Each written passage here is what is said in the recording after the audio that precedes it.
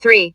Changing Traditions. Chapter 3. Changing Traditions. The three order changing cultural traditions. Confrontation of cultures. Changing traditions have seen how, by the 9th century, large parts of Asia and America witnessed the growth and expansion of great empires, some nomadic, some based on well-developed cities and trading networks that centered on them. The difference between the Macedonian, Roman and Arab empires and the ones that preceded them, the Egyptian, Assyrian, Chinese, Mauryan, was that they covered greater areas of territory, and were continental or transcontinental in nature. The Mongol Empire was similar. Different cultural encounters were crucial to what took place. The arrival of empires was almost always sudden, but they were almost always the result of changes that had been taking place over a long time in the core of what would become an empire. Traditions in world history could change in different ways. In Western Europe during the period from the 9th to the 17th centuries, much that we connect with modern times evolved slowly. The development of scientific knowledge based on experiment rather than religious belief, serious thought about the organization of government, with attention to the creation of civil services, parliaments and different codes of law, improvements in technology that was used in industry and agriculture. The consequences of these changes could be felt with great force outside Europe. As we have seen, by the 5th century CE, the Roman Empire in the West had disintegrated. In Western and Central Europe, the remains of the Roman Empire were slowly adapted to the administrative requirements and needs of tribes that had established kingdoms there. However, urban centers were smaller in Western Europe than further east. By the 9th century, the commercial and urban centers, London, Rome, Siena, though small, could not be dismissed. From the 9th to the 11th centuries, there were major developments in the countryside in Western Europe. The church and royal government developed a combination of Roman institutions with the customary rules of tribes. The finest example was the Empire of Charlemagne in Western and Central Europe at the beginning of the 9th century. Even after its rapid collapse, urban centers and trading networks persisted, albeit under heavy attack from Hungarians, Vikings and others. What happened was called feudalism. Feudalism was marked by agricultural production around castles and manor houses, where lords of the manor possessed land that was cultivated by peasants, serfs, who pledged them loyalty, goods and services. These lords in turn pledged their loyalty to greater lords who were vassals of kings. The Catholic Church, centered on the papacy, supported this state of affairs in its self-possessed land. In a world where uncertainties of life, poor sense of medicine and low life expectancy were common, the church showed people how to behave so that life after death at least would be tolerable. Monasteries were created where God-fearing people could devote themselves to the service of God in the way Catholic churchmen thought fit. Equally, churches were part of a network of scholarship that ran from the Muslim states of Spain to Byzantium, and they provided the petty kings of Europe with a sense of the opulence of the Eastern Mediterranean and beyond. The influence of commerce and towns in the feudal order came to evolve and change, encouraged by Mediterranean entrepreneurs in Venice and Genoa from the 12th century. Their ships carried on a growing trade with Muslim states and the remains of the Roman Empire in the East. Attracted by the lure of wealth in these areas, and inspired by the idea of freeing, holy places, associated with Christ for Muslims, European kings reinforced links across the Mediterranean during the Crusades. Trade within Europe improved, centered on fairs and the port cities of the Baltic Sea and the North Sea, and stimulated by a growing population. The Palace of the Popes, in Avignon, a 14th-century town in South France. The Palace of the Doge, in Venice, 15th century. Opportunities for commercial expansion coincided with changing attitudes concerning the value of life. Respect for human beings and living things that marked much of Islamic art and literature, and the example of Greek art and ideas that came to Europe from Byzantine trade encouraged Europeans to take a new look at the world. And from the 14th century, in what is called the Renaissance, especially in North Italian towns, the wealthy became less concerned with life after death and more with the wonders of life itself. Sculptors, painters and writers became interested in humanity and the discovery of the world. By the end of the 15th century, this state of affairs encouraged travel and discovery as never before. Voyages of discovery took place. Spaniards and Portuguese, who had traded with northern Africa, pushed further down the coast of western Africa, finally leading to journeys around the Cape of Good Hope to India, which had a great reputation in Europe as a source of spices that were in great demand. Columbus attempted to find a western route to India and in 1492 reached the islands which the Europeans called the West Indies. Other explorers tried to find a northern route to India and China via the Arctic. European travelers encountered a range of different peoples in the course of their journeys. In part, they were interested in learning from them. The papacy encouraged the work of the North African geographer and traveler Hassan al-Wazan, later known in Europe as Leo Africanus, who wrote the first geography of Africa in the early 16th century for Pope Leo X. Jesuit churchmen observed and wrote on Japan in the 16th century. An Englishman, Will Adams, became a friend and counselor of the Japanese shogun, Tokugawa Ieyasu, in the early 17th century.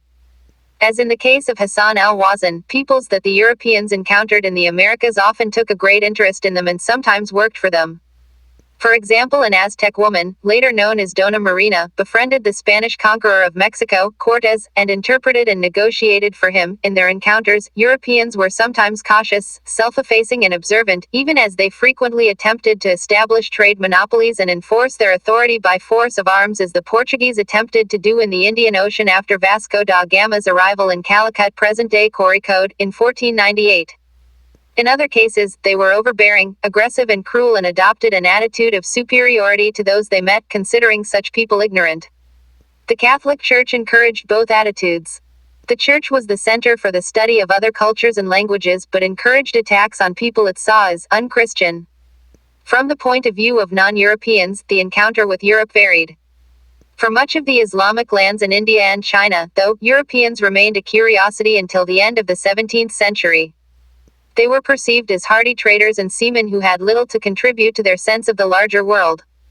The Japanese learned some of the advantages of European technology quickly. For instance, they had begun large-scale production of muskets by the late 16th century. In the Americas, enemies of the Aztec Empire sometimes used Europeans to challenge the power of the Aztecs. At the same time, the diseases the Europeans brought devastated the populations, leading to the death of over 90% of the people in some areas by the end of the 16th century. Timeline c. 1300 to 1700. The period under consideration witnessed several major developments in Europe, including changes in agriculture and the lives of peasants. It was also marked by a range of cultural developments. This timeline draws attention to contacts between continents, stimulated in many instances by the growth of trade. The impact of these contacts was varied. While ideas, inventions and goods were shared across continents, there was also constant warfare between kingdoms to control land, resources and access to trade routes. As a result, men and women were often displaced and enslaved, if not exterminated. In many ways, the lives of people were transformed beyond recognition. Activity. You may have noticed that the column on Australia, Pacific Islands has very few recorded dates. This is because the peoples in these areas often used other forms of recording, including paintings such as the one shown above asterisk. List at least one event process from each of the preceding 5 columns which an Australian painter may have found worth recording. List another 5 which may have seemed irrelevant to her, him. Theme 6 The 3 In this chapter, we shall learn about the socio-economic and political changes which occurred in Western Europe between the 9th and 16th centuries. After the fall of the Roman Empire, many groups of Germanic people from Eastern and Central Europe occupied regions of Italy, Spain and France. In the absence of any unifying political force, military conflict was frequent, and the need to gather resources to protect one's land became very important. Social organization was therefore centered on the control of land. Its features were derived from both imperial Roman traditions and German customs. Christianity, the official religion of the Roman Empire from the 4th century, survived the collapse of Rome, and gradually spread to Central and Northern Europe. The Church also became a major landholder and political power in Europe. The 3 orders, the focus of this chapter, are 3 social categories: Christian priests, landowning nobles and peasants. The changing relationships between these 3 groups was an important factor in shaping European history for several centuries. Over the last 100 years, European historians have done detailed work on the histories of regions, even of individual villages. This was possible because, from the medieval period, there is a lot of material in the form of documents, details of land ownership, prices and legal cases. For example, churches kept records of births, marriages and deaths, which have made it possible to understand the structure of families and of population. The inscriptions in churches give information about traders' associations, and songs and stories give a sense of festivals and community activities.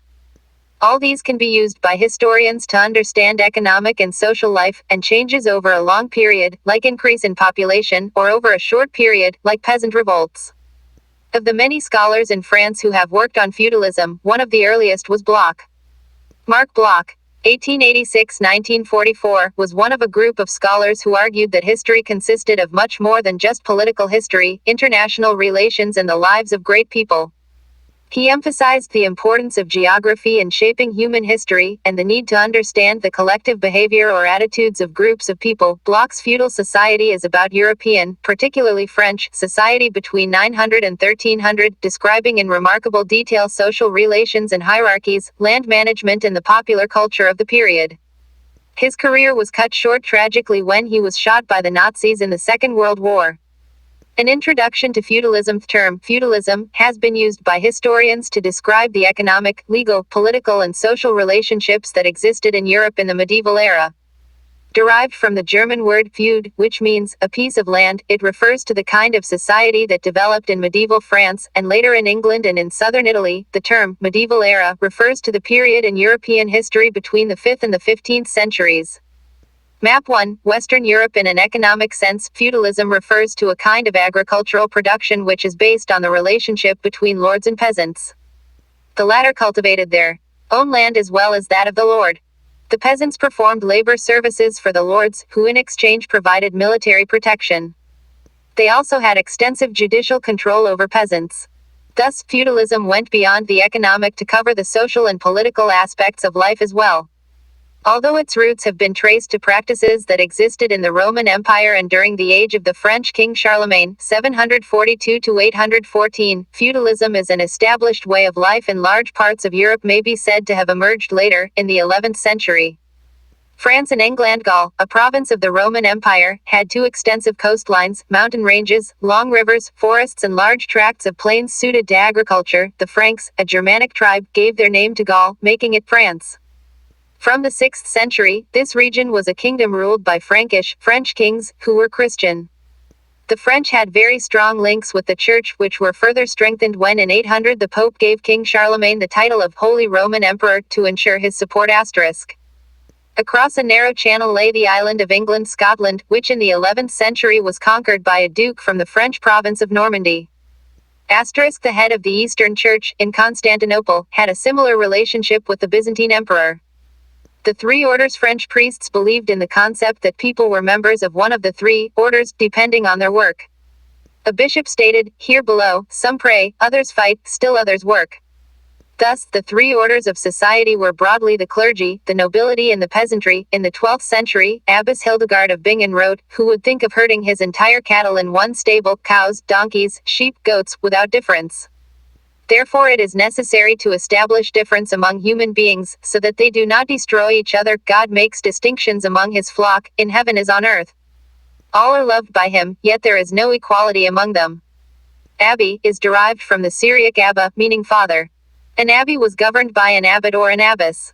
The second order, the nobility. Priests placed themselves in the first order, and nobles in the second. The nobility had, in reality, a central role in social processes. This is because they controlled land. This control was the outcome of a practice vassalage. The kings of France were linked to the people by vassalage, similar to the practice among the Germanic peoples, of whom the Franks were one. The big landowners, the nobles, were vassals of the king, and peasants were vassals of the landowners. A nobleman accepted the king as his seigneur, and they made a mutual promise. The seigneur, lord, was derived from a word meaning one who provided bread, would protect the vassal, who would be loyal to him. This relationship involved elaborate rituals and exchange of vows taken on the Bible in a church. At this ceremony, the vassal received a written charter or a staff or even a clod of earth as a symbol of the land that was being given to him by his master. The noble enjoyed a privileged status. He had absolute control over his property, in perpetuity. He could raise troops called feudal levies. The lord held his own courts of justice and could even coin his own money. He was the lord of all the people settled on his land. He owned vast tracts of land which contained his own dwellings, his private fields and pastures and the homes and fields of his tenant peasants. His house was called a manor.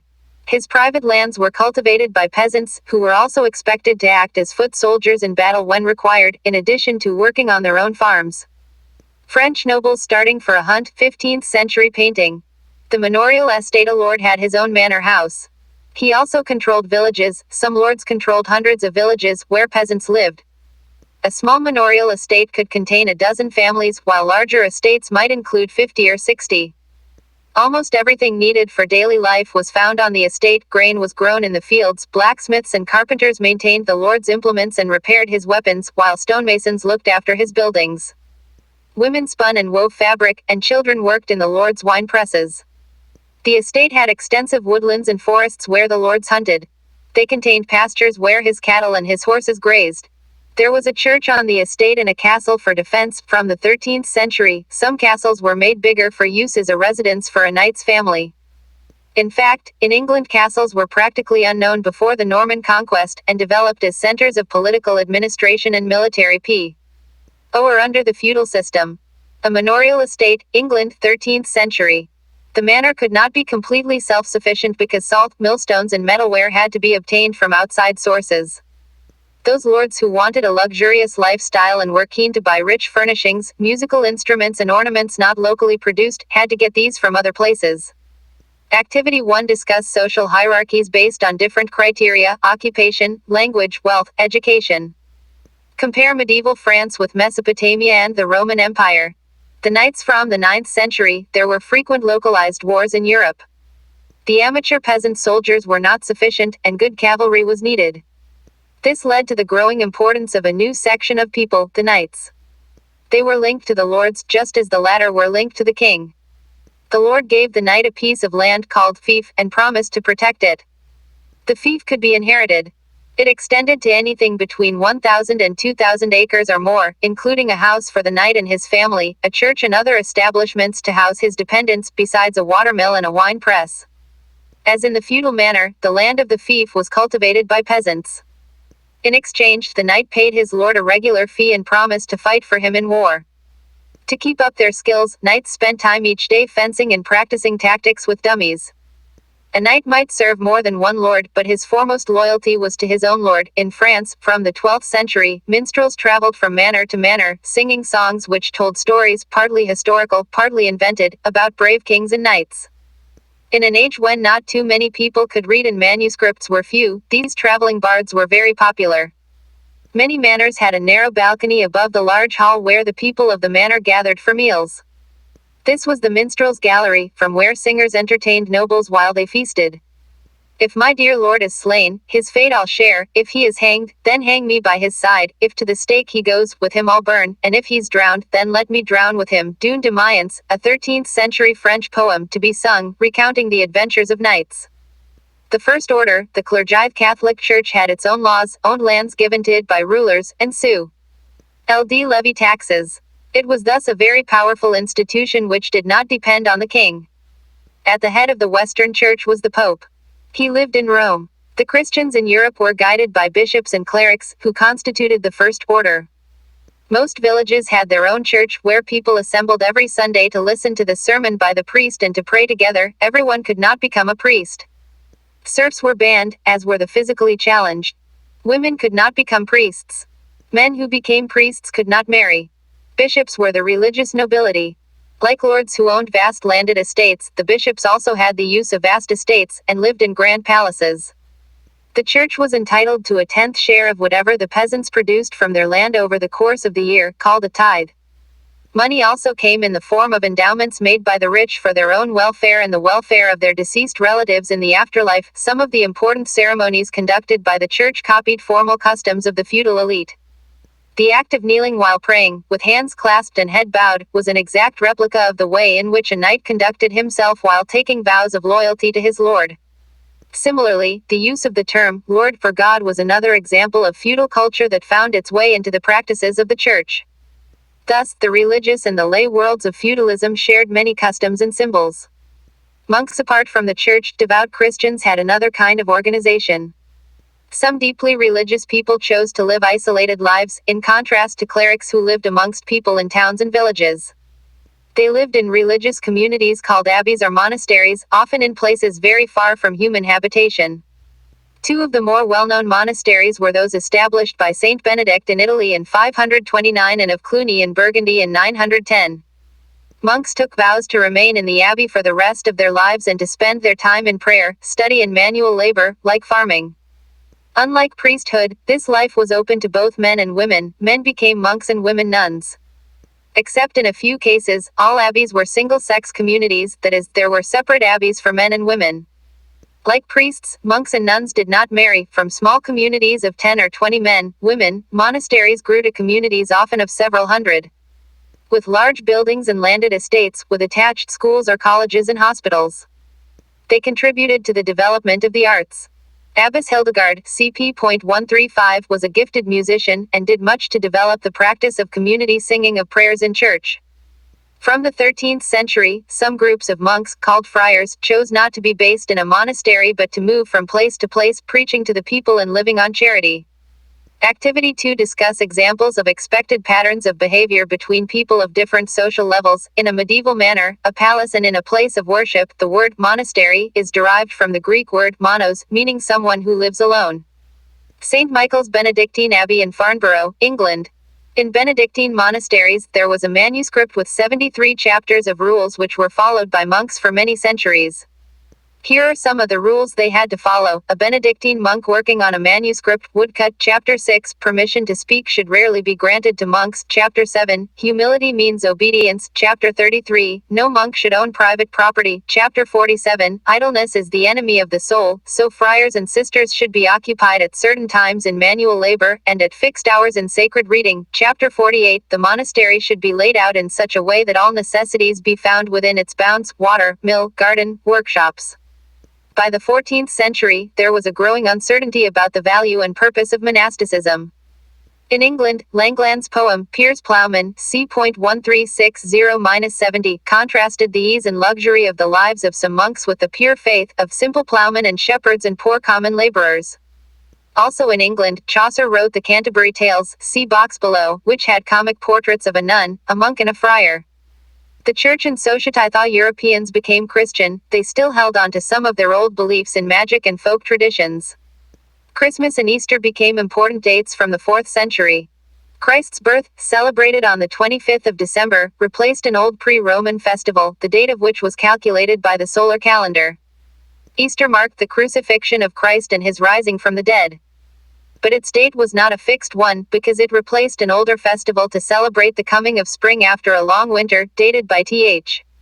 E. lunar calendar. Traditionally, on that day, people of each village used to make a tour of their village lands. With the coming of Christianity, they continued to do this, but they called the village the parish, the area under the supervision of one priest. Overworked peasants welcomed holy days, holidays, because they were not expected to work then. These days were meant for prayer, but people usually spent a good part of them having fun and feasting. A monk who travels to distant shrines. Pilgrimage was an important part of a Christian's life, and many people went on long journeys to shrines of martyrs or to big churches. When in April the sweet showers fall and pierce the drought of March to the root, and the small birds are making melody that sleep away the night with open eye, so nature pricks them and their heart engages, then people long to go on pilgrimages, and palmers long to seek the foreign shrines of far-off saints, revered in various lands, and especially from every shire of England, to Canterbury they make their journey. Geoffrey Chaucer, c. 1340-1400, The Canterbury Tales. This was written in Middle English, and the verse is a translation in modern English. The third order, peasants, free and unfreelet, is now turned to the vast majority of people, namely, those who sustained the first two orders. Cultivators were of two kinds, free peasants and serfs, from the verb to serve. An English ploughman, 16th century sketch. Free peasants held their farms as tenants of the Lord. The men had to render military service, at least 40 days every year. Peasant families had to set aside certain days of the week, usually 3 but often more, when they would go to the Lord's estate and work there. The output from such labor, called labor rent, would go directly to the Lord. In addition, they could be required to do other unpaid labor services, like digging ditches, gathering firewood, building fences and repairing roads and buildings. Besides helping in the fields, women and children had to do other tasks.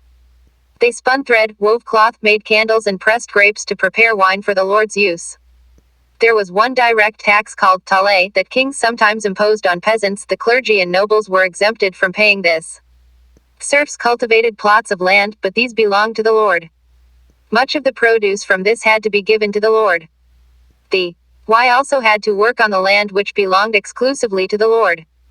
They received no wages and could not leave the estate without the Lord's permission. The Lord claimed a number of monopolies at the expense of his serfs.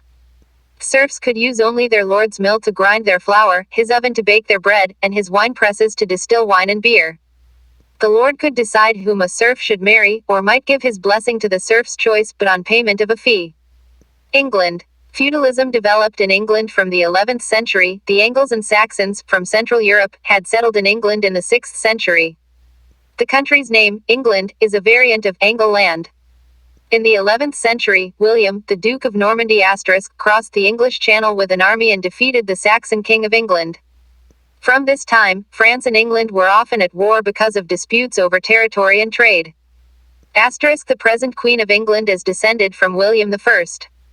Hever Castle, England, 13th century. William I had the land mapped and distributed it in sections to 180 Norman nobles who had migrated with him.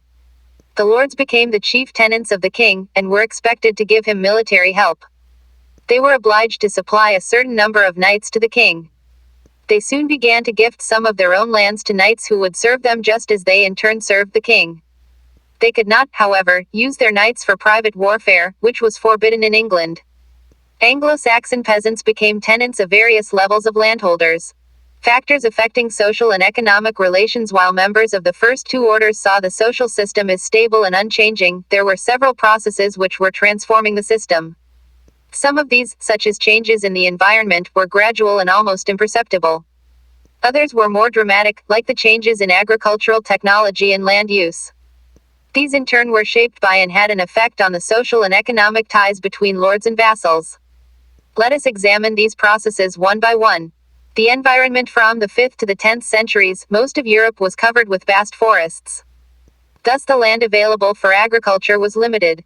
Also, peasants dissatisfied with their conditions could flee from oppression and take refuge in the forest.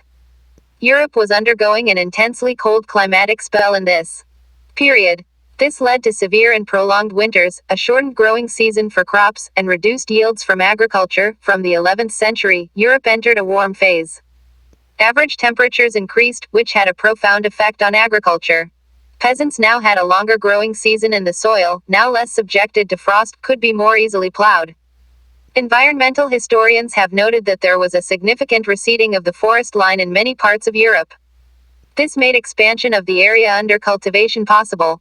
Land use. Initially, agricultural technology was very primitive. The only mechanical aid available to the peasant was the wooden plow, drawn by a team of oxen.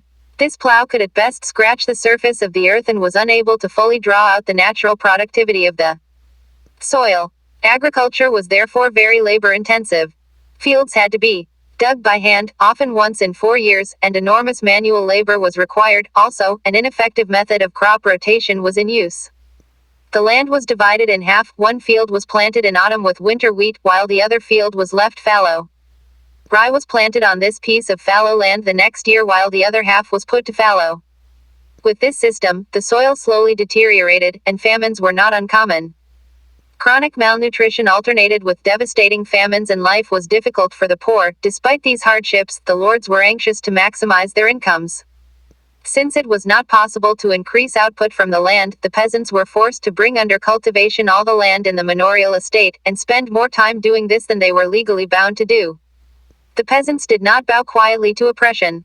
Since they could not protest openly, they resorted to passive resistance. They spent more time cultivating their own fields, and kept much of the product of that labor for themselves. They also avoided performing unpaid extra services.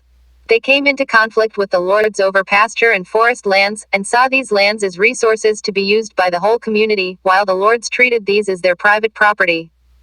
New agricultural technology. By the 11th century, there is evidence of several technological changes. Instead of the basic wooden plows, cultivators began using heavy iron-tipped plows and mold boards. These plows could dig much deeper, and the mold boards turned the topsoil properly. With this, the nutrients from the soil were better utilized. The methods of harnessing animals to the plow improved. Instead of the neck harness, the shoulder harness came into use. This enabled animals to exert greater power. Horses were now better shod, with iron horseshoes, which prevented foot decay. There was increased use of wind and water energy for agriculture. More water-powered and wind-powered mills were set up all over Europe for purposes like milling corn and pressing grapes. There were also changes in land use. The most revolutionary one was the switch from a 2-field to a 3-field system. In this, peasants could use a field 2 years out of 3 if they planted it with one crop in autumn and a different crop in spring a year and a half later. That meant that farmers could break their holdings into 3 fields. They could plant one with wheat or rye in autumn for human consumption. The second could be used in spring to raise peas, beans and lentils for human use, and oats and barley for the horses. The third field lay fallow. Each year they rotated the use among the 3 fields. With these improvements, there was an almost immediate increase in the amount of food produced from each unit of land. Food availability doubled. The greater use of plants like peas and beans meant more vegetable proteins in the diet of the average European and a better source of fodder for their animals. For cultivators, it meant better opportunities. They could now produce more food from less land. The average size of a peasant's farm shrank from about 100 acres to 20 to 30 acres by the 13th century. Holdings which were smaller could be more efficiently cultivated and reduced the amount of labor needed. This gave the peasants time for other activities. Some of these technological changes cost a lot of money. Peasants did not have enough money to set up watermills and windmills. Therefore, the initiative was taken by the lords. But peasants were able to take the initiative in many things, such as extending arable land. They also switched to the 3-field rotation of crops, and set up small forges and smithies in the villages, where iron-tipped plows and horseshoes were made and repaired cheaply. From the 11th century, the personal bonds that had been the basis of feudalism were weakening, because economic transactions were becoming more and more money-based. Lords found it convenient to ask for rent in cash, not services, and cultivators were selling their crops for money, instead of exchanging them for other goods, to traders, who would then take such goods to be sold in the towns. The increasing use of money began to influence prices, which became higher in times of poor harvests. In England, for instance, agricultural prices doubled between the 1270s and the 1320s. A fourth order. New towns and townspeople expansion in agriculture was accompanied by growth in 3 related areas: population, trade and towns. From roughly 42 million in 1000, Europe's population stood at 62 million around 1200 and 73 million in 1300. Better food meant a longer lifespan. By the 13th century, an average European could expect to live 10 years longer than in the 8th century. Women and girls had shorter lifespans compared to men because the latter ate better food. The towns of the Roman Empire had become deserted and ruined after its fall. But from the 11th century, as agriculture increased and became able to sustain higher levels of population, towns began to grow again. Peasants who had surplus grain to sell needed a place where they could set up a selling center and where they could buy tools and cloth. This led to the growth of periodic fairs and small marketing centers, which gradually developed town-like features: a town square, a church, roads where merchants built shops and homes, an office where those who governed the town could meet. In other places, towns grew around large castles, bishops' estates, or large churches. In towns, instead of services, people paid a tax to the lords who owned the land on which the town stood.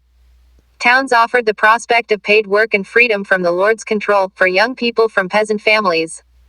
Activity 3. Look carefully at this map and the drawing of a town. What would you notice as special features of medieval European towns? How were they different from towns in other places and other periods of time? Reims, French cathedral town, 17th century map. Town air makes free, was a popular saying. Many serfs craving to be free ran away and hid in towns. If a serf could stay for 1 year and 1 day without his lord discovering him, he would become a free man. Many people in towns were free peasants or escaped serfs who provided unskilled labor. Shopkeepers and merchants were numerous. Later there was need for individuals with specialized skills, like bankers and lawyers. The bigger towns had populations of about 30,000. They could be said to have formed a fourth order. The basis of economic organization was the guild. Each craft or industry was organized into a guild, an association which controlled the quality of the product, its price and its sale. The guild hall was a feature of every town. It was a building for ceremonial functions, and where the heads of all the guilds met formally. Guards patrolled the town walls, and musicians were called to play at feasts and in civic processions, and innkeepers looked after travelers. By the 11th century, new trade routes with West Asia were developing. See Theme 5. Scandinavian merchants were sailing south from the North Sea to exchange furs and hunting hawks for cloth. English traders came to sell tin. In France, by the 12th century, commerce and crafts began to grow. Earlier, craftsmen used to travel from manor to manor. Now they found it easier to settle in one place where goods could be produced and traded for food. As the number of towns grew and trade continued to expand, town merchants became rich and powerful, and rivaled the power of the nobility. Cathedral Townsend of the ways that rich merchants spent their money was by making donations to churches. From the 12th century, large churches, called cathedrals, were being built in France. These belonged to monasteries, but different groups of people contributed to their construction with their own labor, materials or money. Cathedrals were built of stone, and took many years to complete. As they were being built, the area around the cathedrals became more populated, and when they were completed they became centers of pilgrimage. Thus, small towns developed around them. Salisbury Cathedral, England. Cathedrals were designed so that the priest's voice could be heard clearly within the hall where large numbers of people gathered, and so that the singing by monks could sound beautiful and the chiming bells calling people to prayer could be heard over a great distance. Stained glass was used for windows. During the day the sunlight would make them radiant for people inside the cathedral, and after sunset the light of candles would make them visible to people outside. The stained glass windows narrated the stories in the Bible through pictures, which illiterate people could read.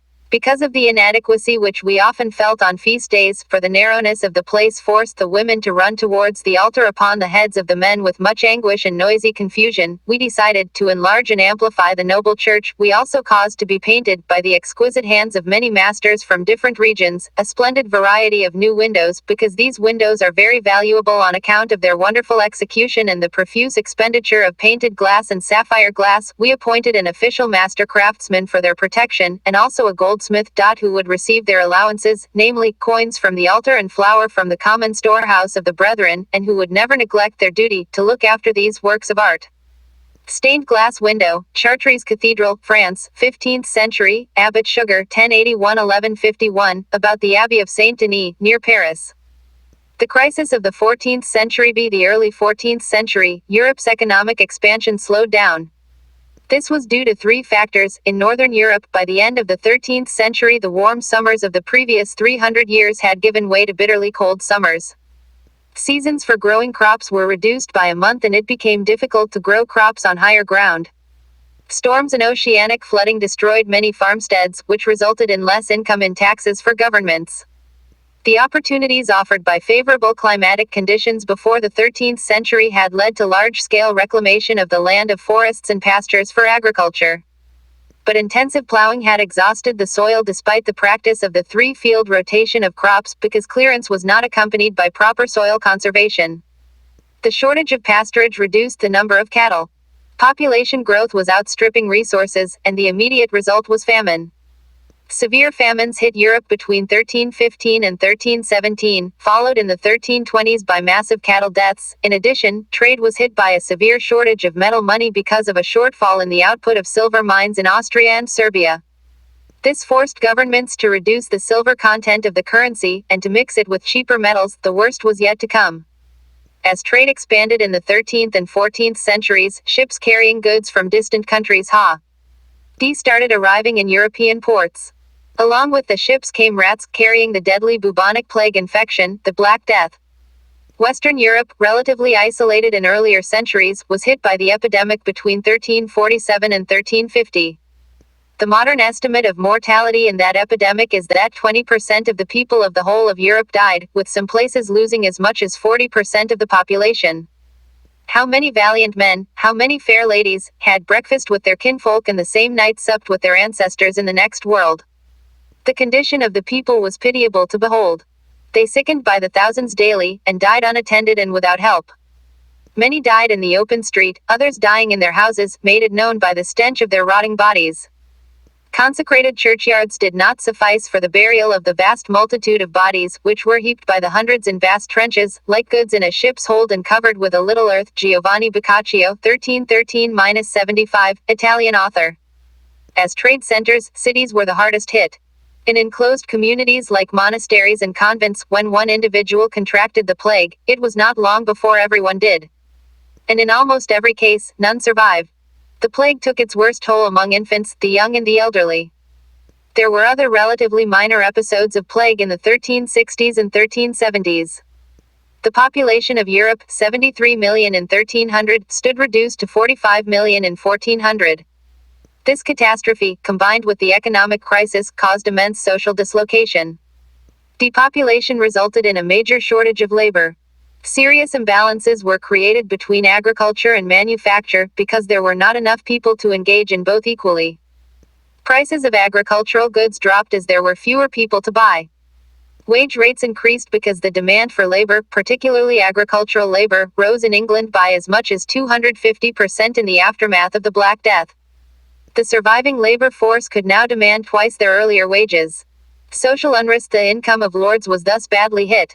It declined as agricultural prices came down and wages of laborers increased. In desperation, they tried to give up the money contracts they had entered into and revive labor services. This was violently opposed by peasants, particularly the better educated and more prosperous ones. In 1323, peasants revolted in Flanders, in 1358 in France, and in 1381 in England. Though these rebellions were ruthlessly crushed, it is significant that they occurred with the most violent intensity in those areas which had experienced the prosperity of the economic expansion, a sign that peasants were attempting to protect the gains they had made in previous centuries. Despite the severe repression, the sheer intensity of peasant opposition ensured that the old feudal relations could not be reimposed. The money economy was too far advanced to be reversed. Therefore, though the lords succeeded in crushing the revolts, the peasants ensured that the feudal privileges of earlier days could not be reinvented.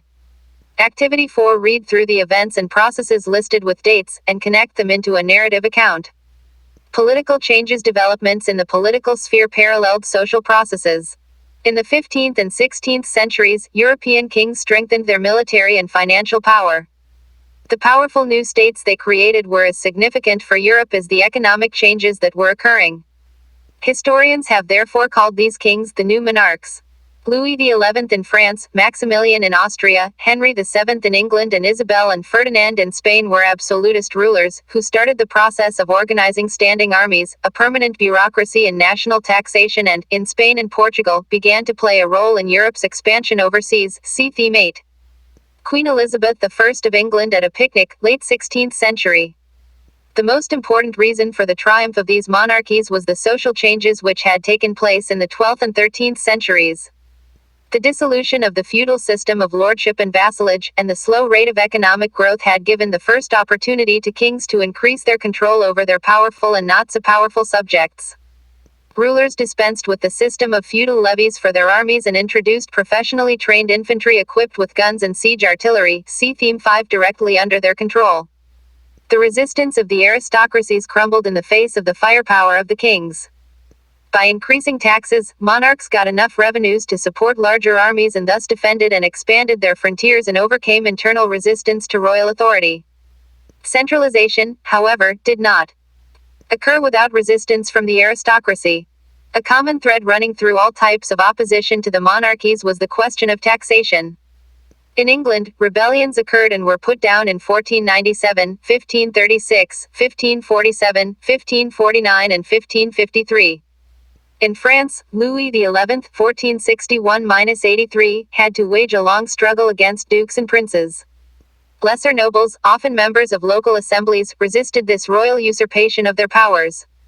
The religious wars in France in the 16th century were in part a contest between royal privileges and regional liberties. Namur Castle, France, 15th century, the nobility managed a tactical shift in order to ensure their survival. From being opponents to the new regimes, they quickly transformed themselves into loyalists. It is for this reason that royal absolutism has been called a modified form of feudalism.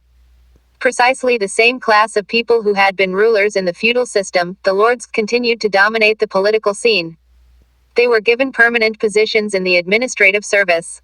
But the new regimes were different in some important ways. The king was no longer at the apex of a pyramid where loyalty had been a matter of personal dependence and trust.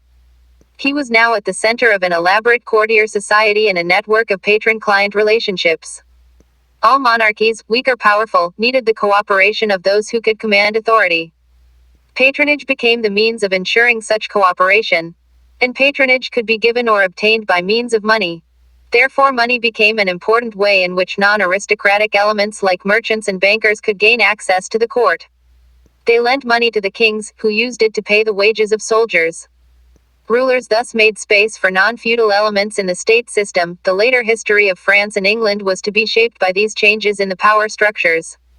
In the reign of the child King Louis XIII of France, in 1614, a meeting was held of the French Consultative Assembly, known as the Estates General, with three houses to represent the three estates, orders, clergy, nobility, and the rest. After this, it was not summoned again for nearly 2 centuries, till 1789, because the kings did not want to share power with the three orders. What happened in England was very different. Even before the Norman conquest, the Anglo-Saxons had a great council, which the king had to consult before imposing any tax. This developed into what was called the Parliament, which consisted of the House of Lords, the members of which were the lords and the clergy, and the House of Commons, representing towns and rural areas. King Charles I ruled for 11 years, 1629–40, without calling Parliament. When he was forced to call it because he needed money, a section of Parliament decided to go to war against him, and later executed him and established a republic. This did not last long, and monarchy was restored, but on the condition that Parliament would be called regularly. Today, France has a republican form of government and England has a monarchy. This is because of the different directions that the histories of the two countries took after the 17th century. Exercises. Answer in brief. 1. Describe 2 features of early feudal society in France. Point 2. How did long-term changes in population levels affect economy and society in Europe? 3. Why did knights become a distinct group, and when did they decline? 4. What was the function of medieval monasteries? Answer in a short essay. 5. Imagine and describe a day in the life of a craftsman in a medieval French town. Point 6. Compare the conditions of life for a French serf and a Roman slave.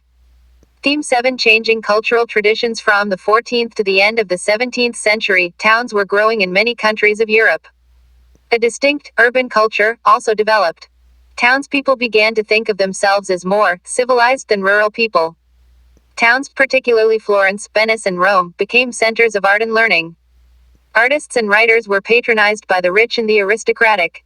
The invention of printing at the same time made books and prints available to many people, including those living in distant towns or countries.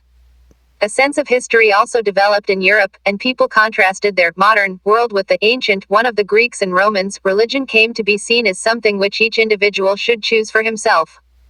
The Church's Earth-centric belief was overturned by scientists who began to understand the solar system, and new geographical knowledge overturned the Europe-centric view that the Mediterranean Sea was the center of the world. See Theme 8. There is a vast amount of material on European history from the 14th century: documents, printed books, paintings, sculptures, buildings, textiles. Much of this has been carefully preserved in archives, art galleries, and museums in Europe and America. From the 19th century, historians used the term Renaissance, literally rebirth, to describe the cultural changes of this period. The historian who emphasized these most was a Swiss scholar, Jacob Burckhardt, 1818–97, of the University of Bâle in Switzerland.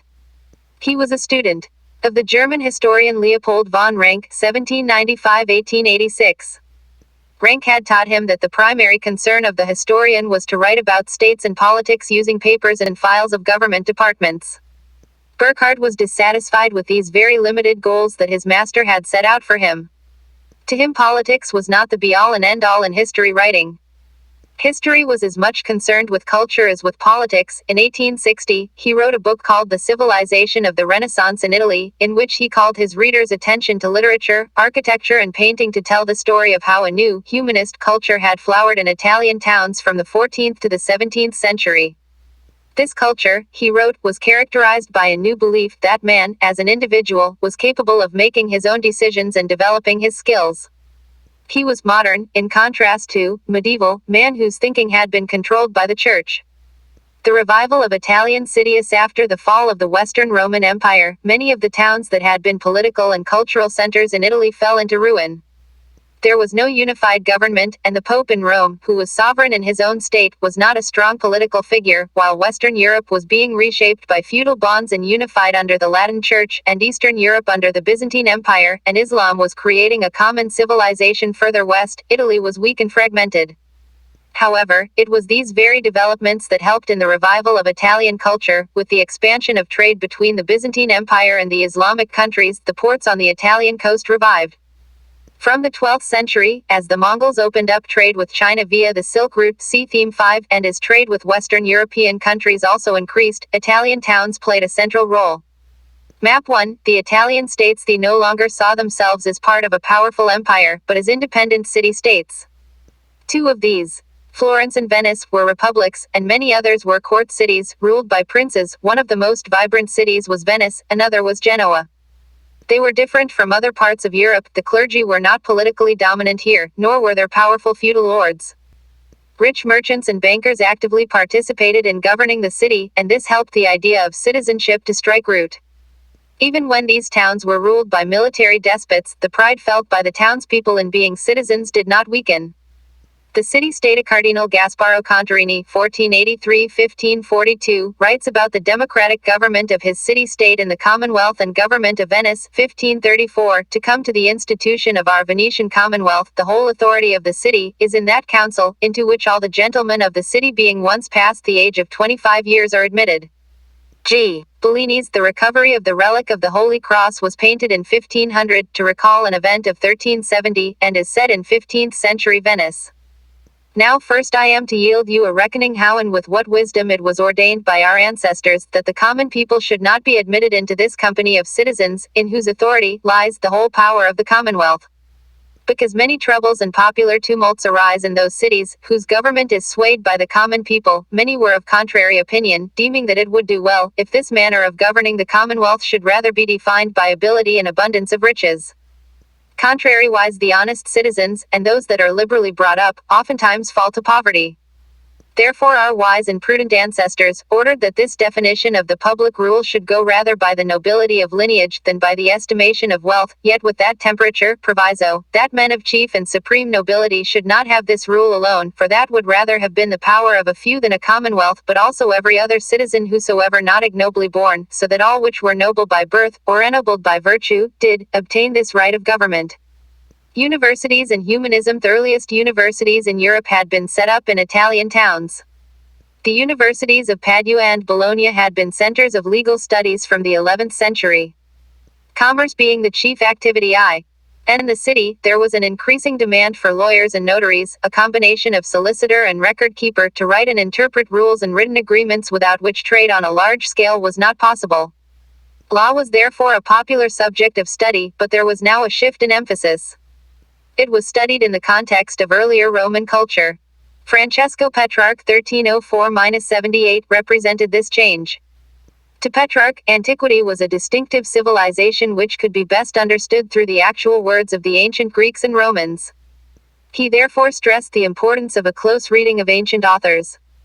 Activity 1. Locate Venice on the map of Italy, and look carefully at the painting on p. 154. How would you describe the city, and in what ways was it different from a cathedral town? This educational program implied that there was much to be learned which religious teaching alone could not give. This was the culture which historians in the 19th century were to label humanism. By the early 15th century, the term humanist was used for masters who taught grammar, rhetoric, poetry, history, and moral philosophy. The Latin word humanitas, from which humanities was derived, had been used many centuries ago by the Roman lawyer and essayist Cicero, 106–43 BCE, a contemporary of Julius Caesar, to mean culture. These subjects were not drawn from or connected with religion, and emphasized skills developed by individuals through discussion and debate. Giovanni Pico della Mirandola, 1463–94, a humanist of Florence, wrote on the importance of debate and on the dignity of man, 1486.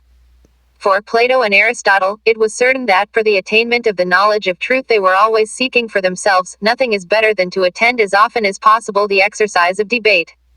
For just as bodily energy is strengthened by gymnastic exercise, so beyond doubt in this wrestling place of letters, as it were, energy of mind becomes far stronger and more vigorous.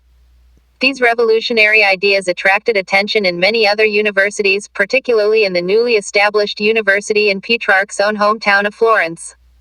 Till the end of the 13th century, this city had not made a mark as a center of trade or of learning, but things changed dramatically in the 15th century. Florence, a sketch made in 1470. A city is known by its great city.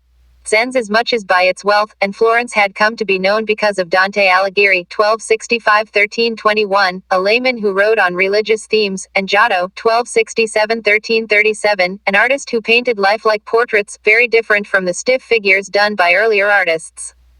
From then it developed as the most exciting intellectual city in Italy and as a center of artistic creativity. The term, Renaissance man, is often used to describe a person with many interests and skills because many of the individuals who became well known at this time were people of many parts. They were scholar, diplomat, theologian, artist combined in one. Giotto's painting of the child Jesus, Assisi, Italy. The humanist view of history. Humanists thought that they were restoring true civilization after centuries of darkness, for they believed that a dark age had set in after the collapse of the Roman Empire. Following them, later scholars unquestioningly assumed that a new age had begun in Europe from the 14th century. The term, Middle Ages, medieval period, was used for the millennium, 1,000 years, after the fall of Rome. In the Middle Ages, they argued, the Church had had such complete control over men's minds that all the learning of the Greeks and Romans had been blotted out. The humanists used the word modern for the period from the 15th century, periodization used by humanists and by later scholars 5th 14th century, the Middle Ages 5th 9th century, the Dark Ages 9th 11th century, the Early Middle Ages 11th 14th century, the Late Middle Ages 15th century onwards, the Modern Era. Recently, historians have questioned this division. With more research being done and more being found out about Europe in this period, scholars are increasingly reluctant to make sharp divisions between centuries in terms of being culturally vibrant or otherwise. It seems unfair to label any period as the Dark Ages. Science and philosophy. The Arabs' contribution. Much of the writings of the Greeks and Romans had been familiar to monks and clergymen through the Middle Ages, but they had not made these widely known. In the 14th century, many scholars began to read translated works of Greek writers like Plato and Aristotle. For this they were indebted not to their own scholars but to Arab translators who had carefully preserved in translated ancient manuscripts. Plato was of Latin, and Aristotle Aristu in Arabic. While some European scholars read Greek and Arabic translation, the Greeks translated works of Arabic and Persian scholars for further transmission to other Europeans. These were works on natural science, mathematics, astronomy, medicine and chemistry. Ptolemy Almagest, a work on astronomy, written in Greek before 140 CE and later translated into Arabic, carries the Arabic definite article, al, which brings out the Arabic connection. Among the Muslim writers who were regarded as men of wisdom in the Italian world were Ibn Sina Avicenna, in Latin, 980-1037, an Arab physician and philosopher of Bukhara in Central Asia, and al-Razi, Razes, author of a medical encyclopedia.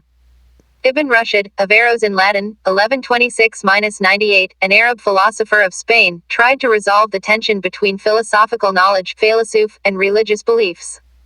His method was adopted by Christian thinkers. The European spelling of these individuals' names made later generations think they were Europeans. Schools at this time were only for boys. Humanists reached out to people in a variety of ways.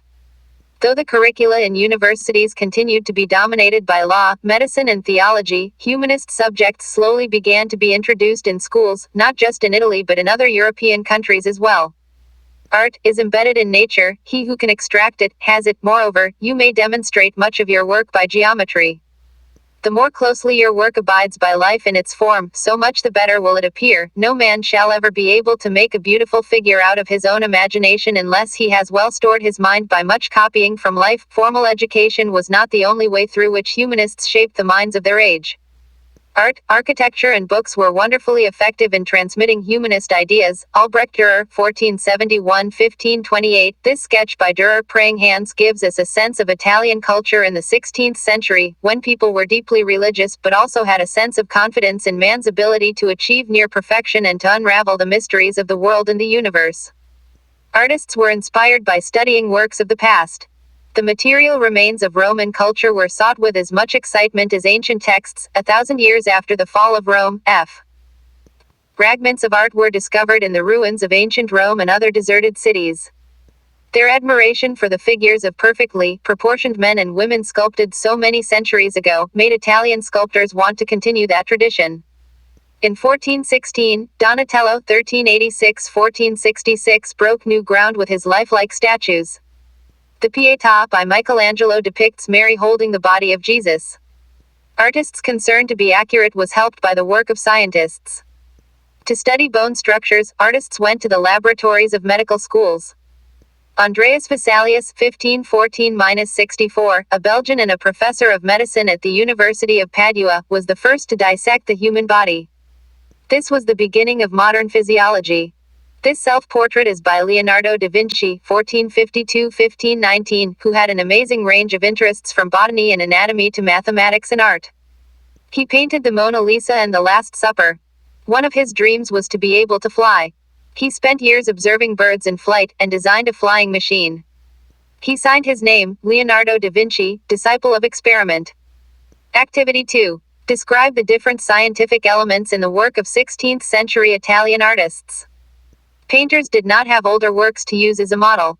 But they, like sculptors, painted as realistically as possible. They found that a knowledge of geometry helped them understand perspective, and that by noting the changing quality of light, their pictures acquired a three-dimensional quality. The use of oil as a medium for painting also gave a greater richness of color to paintings than before. In the colors and designs of costumes in many paintings, there is evidence of the influence of Chinese and Persian art made available to them by the Mongols. See Theme 5. Thus, anatomy, geometry, physics, as well as a strong sense of what was beautiful, gave a new quality to Italian art, which was to be called realism, and which continued till the 19th century. Architecture. The city of Rome revived in a spectacular way in the 15th century. From 1417, the popes were politically stronger because the weakness caused by the election of two rival popes since 1378 had ended. They actively encouraged the study of Rome's history. The ruins in Rome were carefully excavated by archaeologists. Archaeology was a new skill. This inspired a new style in architecture, which was actually a revival of the Imperial Roman style, now called classical. Popes, wealthy merchants and aristocrats employed architects who were familiar with classical architecture. Artists and sculptors were also to decorate buildings with paintings, sculptures and reliefs. Italian architecture in the 16th century copied many features of Imperial Roman buildings. Some individuals were skilled equally as painters, sculptors and architects.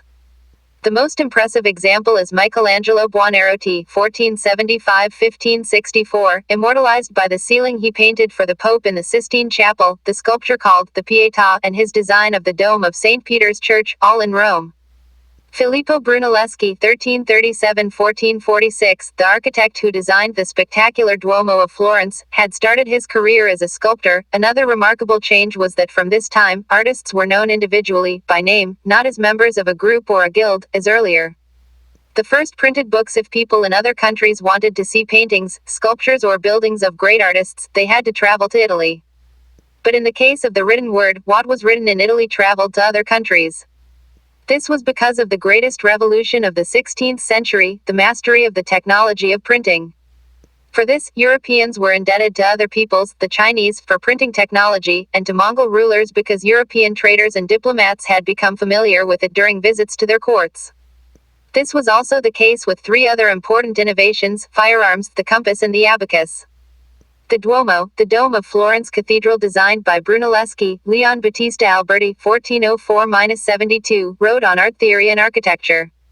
Him I call an architect who is able to devise and to complete all those works which, by the movement of great weights, and by the conjunction and amassment of bodies can, with the greatest beauty, be adapted to the uses of mankind. Earlier, texts existed in a few handwritten copies. In 1455, 150 copies of the Bible were printed in the workshop of Johannes Gutenberg, 1400-1458, the German who made the first printing press. Earlier, a monk would have taken the same amount of time to write out one copy of the Bible. By 1500, many classical texts, nearly all in Latin, had been printed in Italy. As printed books became available, it was possible to buy them, and students did not have to depend solely on lecture notes. Ideas, opinions and information moved more widely and more rapidly than ever before. A printed book promoting new ideas could quickly reach hundreds of readers. This also made it possible for individuals to read books, since it was possible to buy copies for oneself. This developed the reading habit among people. The chief reason that the humanist culture of Italy spread more rapidly across the Alps from the end of the 15th century is that printed books were circulating. This also explains why earlier intellectual movements had been limited to particular regions. A new concept of human beings and of the features of humanist culture was a slackening of the control of religion over human life. Italians were strongly attracted to material wealth, power and glory, but they were not necessarily irreligious. Francesco Barbaro, 1390-1454, a humanist from Venice, wrote a Pamphlet defending acquisition of wealth as a virtue. In On Pleasure, Lorenzo Valla (1406–1457), who believed that the study of history leads man to strive for a life of perfection, criticized the Christian injunction against pleasure. There was also a concern at this time with good manners, how one should speak politely and dress correctly, what skills a person of culture should learn. Humanism also implied that individuals were capable of shaping their own lives through means other than the mere pursuit of power and money. This ideal was closely tied with the belief that human nature was many-sided, which went against the three separate orders that feudal society believed in. Niccolo Machiavelli wrote about human nature in the 15th chapter of his book, The Prince, 1513. So, leaving aside imaginary things, and referring only to those which truly exist, I say that whenever men are discussed, and especially princes, who are more exposed to view, they are noted for various qualities which earn them either praise or condemnation. Some, for example, are held to be generous, and others miserly. Some are held to be benefactors, others are called grasping, some cruel, some compassionate, one man faithless, another faithful, one man effeminate and cowardly, another fierce and courageous, one man courteous, another proud, one man lascivious, another pure, one guileless, another crafty, one stubborn, another flexible, one grave, another frivolous, one religious, another skeptical, and so forth. Single quote. Machiavelli believed that all men are bad and ever ready to display their vicious nature, partly because of the fact that human desires are insatiable. The most powerful motive Machiavelli saw as the incentive for every human action is self-interest. The aspirations of women's new ideal of individuality and citizenship excluded women. Men from aristocratic families dominated public life and were the decision-makers in their families. They educated their sons to take their place in family businesses or in public life, at times sending their younger sons to join the church. Although their dowries were invested in the family businesses, women generally had no say in how their husbands should run their business. Often, marriages were intended to strengthen business alliances. If an adequate dowry could not be arranged, daughters were sent to convents to live the life of a nun. Obviously, the public role of women was limited and they were looked upon as keepers of the households. The position of women in the families of merchants, however, was somewhat different. Shopkeepers were very often assisted by their wives in running the shop. In families of merchants and bankers, wives looked after the businesses when the male members were away on work. The early death of a merchant compelled his widow to perform a larger public role than was the case in aristocratic families. Isabella d'Este, Activity 3. Compare the aspirations for women expressed by a woman, Fidele, and by a man, Castiglione. Did they have only women of a particular class in mind? A few women were intellectually very creative and sensitive about the importance of a humanist education. Even though the study of letters promises and offers no reward for women and no dignity, wrote the Venetian Cassandra Fidele, 1465–1558, every woman ought to seek and embrace these studies. She was one of a handful of women who questioned the idea that women were incapable of achieving the qualities of a humanist scholar. Fidele was known for her proficiency in Greek and Latin, and was invited to give orations at the University of Padua. Fidele's writings bring into focus the general regard for education in that age. She was one of many Venetian women writers who criticized the Republic for creating a highly limited definition of freedom that favored the desires of men over those of women. Another remarkable woman was the Marchesa of Mantua, Isabella d'Este, 1474–1539. She ruled the state while her husband was absent, and the court of Mantua, a small state, was famed for its intellectual brilliance. Women's writings revealed their conviction that they should have economic power, property and education to achieve an identity in a world dominated by men. Balthasar Castiglione, author and diplomat, wrote in his book The Courtier, 1528, I hold that a woman should in no way resemble a man as regards her ways, manners, words, gestures and bearing. Thus, just as it is very fitting that a man should display a certain robust and sturdy manliness, so it is well for a woman to have a certain soft and delicate tenderness, with an air of feminine sweetness in her every movement, which, in her going and staying and whatsoever she does, always makes her appear a woman, without any resemblance to a man. If this precept be added to the rules that these gentlemen have taught the courtier, then I think that she ought to be able to make use of many of them, and adorn herself with the finest accomplishments. For I consider that many virtues of the mind are as necessary to a woman as to a man, as it is to be of good family, to shun affectation, to be naturally graceful, to be well-mannered, clever and prudent, to be neither proud, envious or evil-tongued, nor vain, to perform well and gracefully the sports suitable for women. Debates within Christianity. Trade and travel, military conquest and diplomatic contacts linked Italian towns and courts with the world beyond. The new culture was admired and imitated by the educated and the wealthy. Very few of the new ideas filtered down to the ordinary man who, after all, could not read or write. In the 15th and early 16th centuries, many scholars and universities in North Europe were attracted to humanist ideas. Like their Italian colleagues, they too focused on classical Greek and Roman texts along with the holy books of the Christians. But, unlike Italy, where professional scholars dominated the humanist movement, in North Europe humanism attracted many members of the church. They called on Christians to practice religion in the way laid down in the ancient texts of their religion, discarding unnecessary rituals, which they condemned as later additions to a simple religion. Theirs was a radically new view of human beings as free and rational agents. Later philosophers were to return to this over and over again, inspired by the belief in a distant God who created man but allowed him complete freedom to live his life freely, in pursuit of happiness, here and now. Christian humanists like Thomas More (1478–1535) in England and Erasmus (1466–1536) in Holland felt that the church had become an institution marked by greed, extorting money at will from ordinary people. One of the favorite methods of the clergy was to sell indulgences, documents which apparently freed the buyer from the burden of the sins he had committed. Christians came to realize from printed translations of the Bible in local languages that their religion did not permit such practices. In almost every part of Europe, peasants began to rebel against the taxes imposed by the church. While the common folk resented the extortions of churchmen, princes found their interference in the work of the state irritating. They were pleased when the humanists pointed out that the clergy's claim to judicial and fiscal powers originated from a document called the Donation of Constantine, supposed to have been issued by Constantine, the first Christian Roman emperor.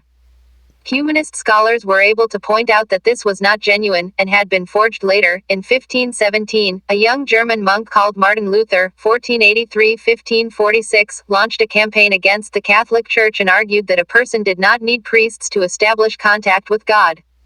He asked his followers to have complete faith in God, for faith alone could guide them to the right life and entry into heaven. This movement, called the Protestant Reformation, led to the churches in Germany and Switzerland breaking their connection with the Pope and the Catholic Church. In Switzerland, Luther's ideas were popularized by Ulrich Zwingli (1484–1531) and later by Jean Calvin (1509–64). Backed by merchants, the reformers had greater popular appeal in towns, while in rural areas the Catholic Church managed to retain its influence. Other German reformers, like the Anabaptists, were even more radical. They blended the idea of salvation with the end of all forms of social oppression. They said that since God had created all people as equal, they were not expected to pay taxes and had the right to choose their priests. This appealed to peasants oppressed by feudalism. The New Testament is the section of the Bible dealing with the life and teachings of Christ and his early followers. William Tyndale (1494–1536), an English Lutheran who translated the Bible into English in 1506, defended Protestantism thus: "In this they be all agreed, to drive you from the knowledge of the Scripture, and that ye shall not have the text thereof in the mother tongue, and to keep the world still in darkness, to the intent they might sit in the consciences of the people through vain superstition and false doctrine, to satisfy their proud ambition, and insatiable covetousness, and to exalt their own honor above king and emperor, yea, and above God himself." Which thing only moved me to translate the New Testament. Because I had perceived by experience, how that it was impossible to establish the lay people in any truth, except the Scripture were plainly laid before their eyes in their mother tongue, that they might see the process, order, and meaning of the text. Luther did not support radicalism. He called upon German rulers to suppress the peasants' rebellion, which they did in 1525. But radicalism survived, and merged with the resistance of Protestants in France, who, persecuted by the Catholic rulers, started claiming the right of a people to remove an oppressive ruler and to choose someone of their own liking. Eventually, in France, as in many other parts of Europe, the Catholic Church allowed Protestants to worship as they chose. In England, the rulers ended the connection with the Pope. The king, queen was from then onwards the head of the church. The Catholic Church itself did not escape the impact of these ideas, and began to reform itself from within. In Spain and in Italy, churchmen emphasized the need for a simple life and service to the poor. In Spain, Ignatius Loyola, in an attempt to combat Protestantism, set up the Society of Jesus in 1540. His followers were called Jesuits, whose mission was to serve the poor and to widen their knowledge of other cultures. Activity 4. What were the issues on which the Protestants criticized the Catholic Church? The Copernican Revolution's Christian notion of man as a sinner was questioned from an entirely different angle by scientists. The turning point in European science came with the work of Copernicus, 1473–1543, a contemporary of Martin Luther. Christians had believed that the earth was a sinful place and the heavy burden of sin made it immobile. The earth stood at the center of the universe around which moved the cells. Teal planets, celestial means divine or heavenly, while terrestrial implies having a worldly quality. Self-portrait by Copernicus. Copernicus asserted that the planets, including the earth, rotate around the sun. A devout Christian, Copernicus was afraid of the possible reaction to his theory by traditionalist clergymen. For this reason, he did not want his manuscript, De Revolutionibus, the Rotation, to be printed. On his deathbed, he gave it to his follower, Joachim Rheticus. It took time for people to accept this idea. It was much later, more than half a century later, in fact, that the difference between heaven and earth was bridged through the writings of astronomers like Johannes Kepler, 1571–1630, and Galileo Galilei, 1564–1642. The theory of the Earth as part of a sun-centered system was made popular by Kepler's cosmographical mystery, which demonstrated that the planets move around the sun not in circles but in ellipses. Galileo confirmed the notion of the dynamic world in his work The Motion. This revolution in science reached its climax with Isaac Newton's theory of gravitation. Reading the Universe Galileo once remarked that the Bible that lights the road to heaven does not say much on how the heavens work. The work of these thinkers showed that knowledge, as distinct from belief, was based on observation and experiments. Once these scientists had shown the way, experiments and investigations into what came to be called physics, chemistry, and biology expanded rapidly.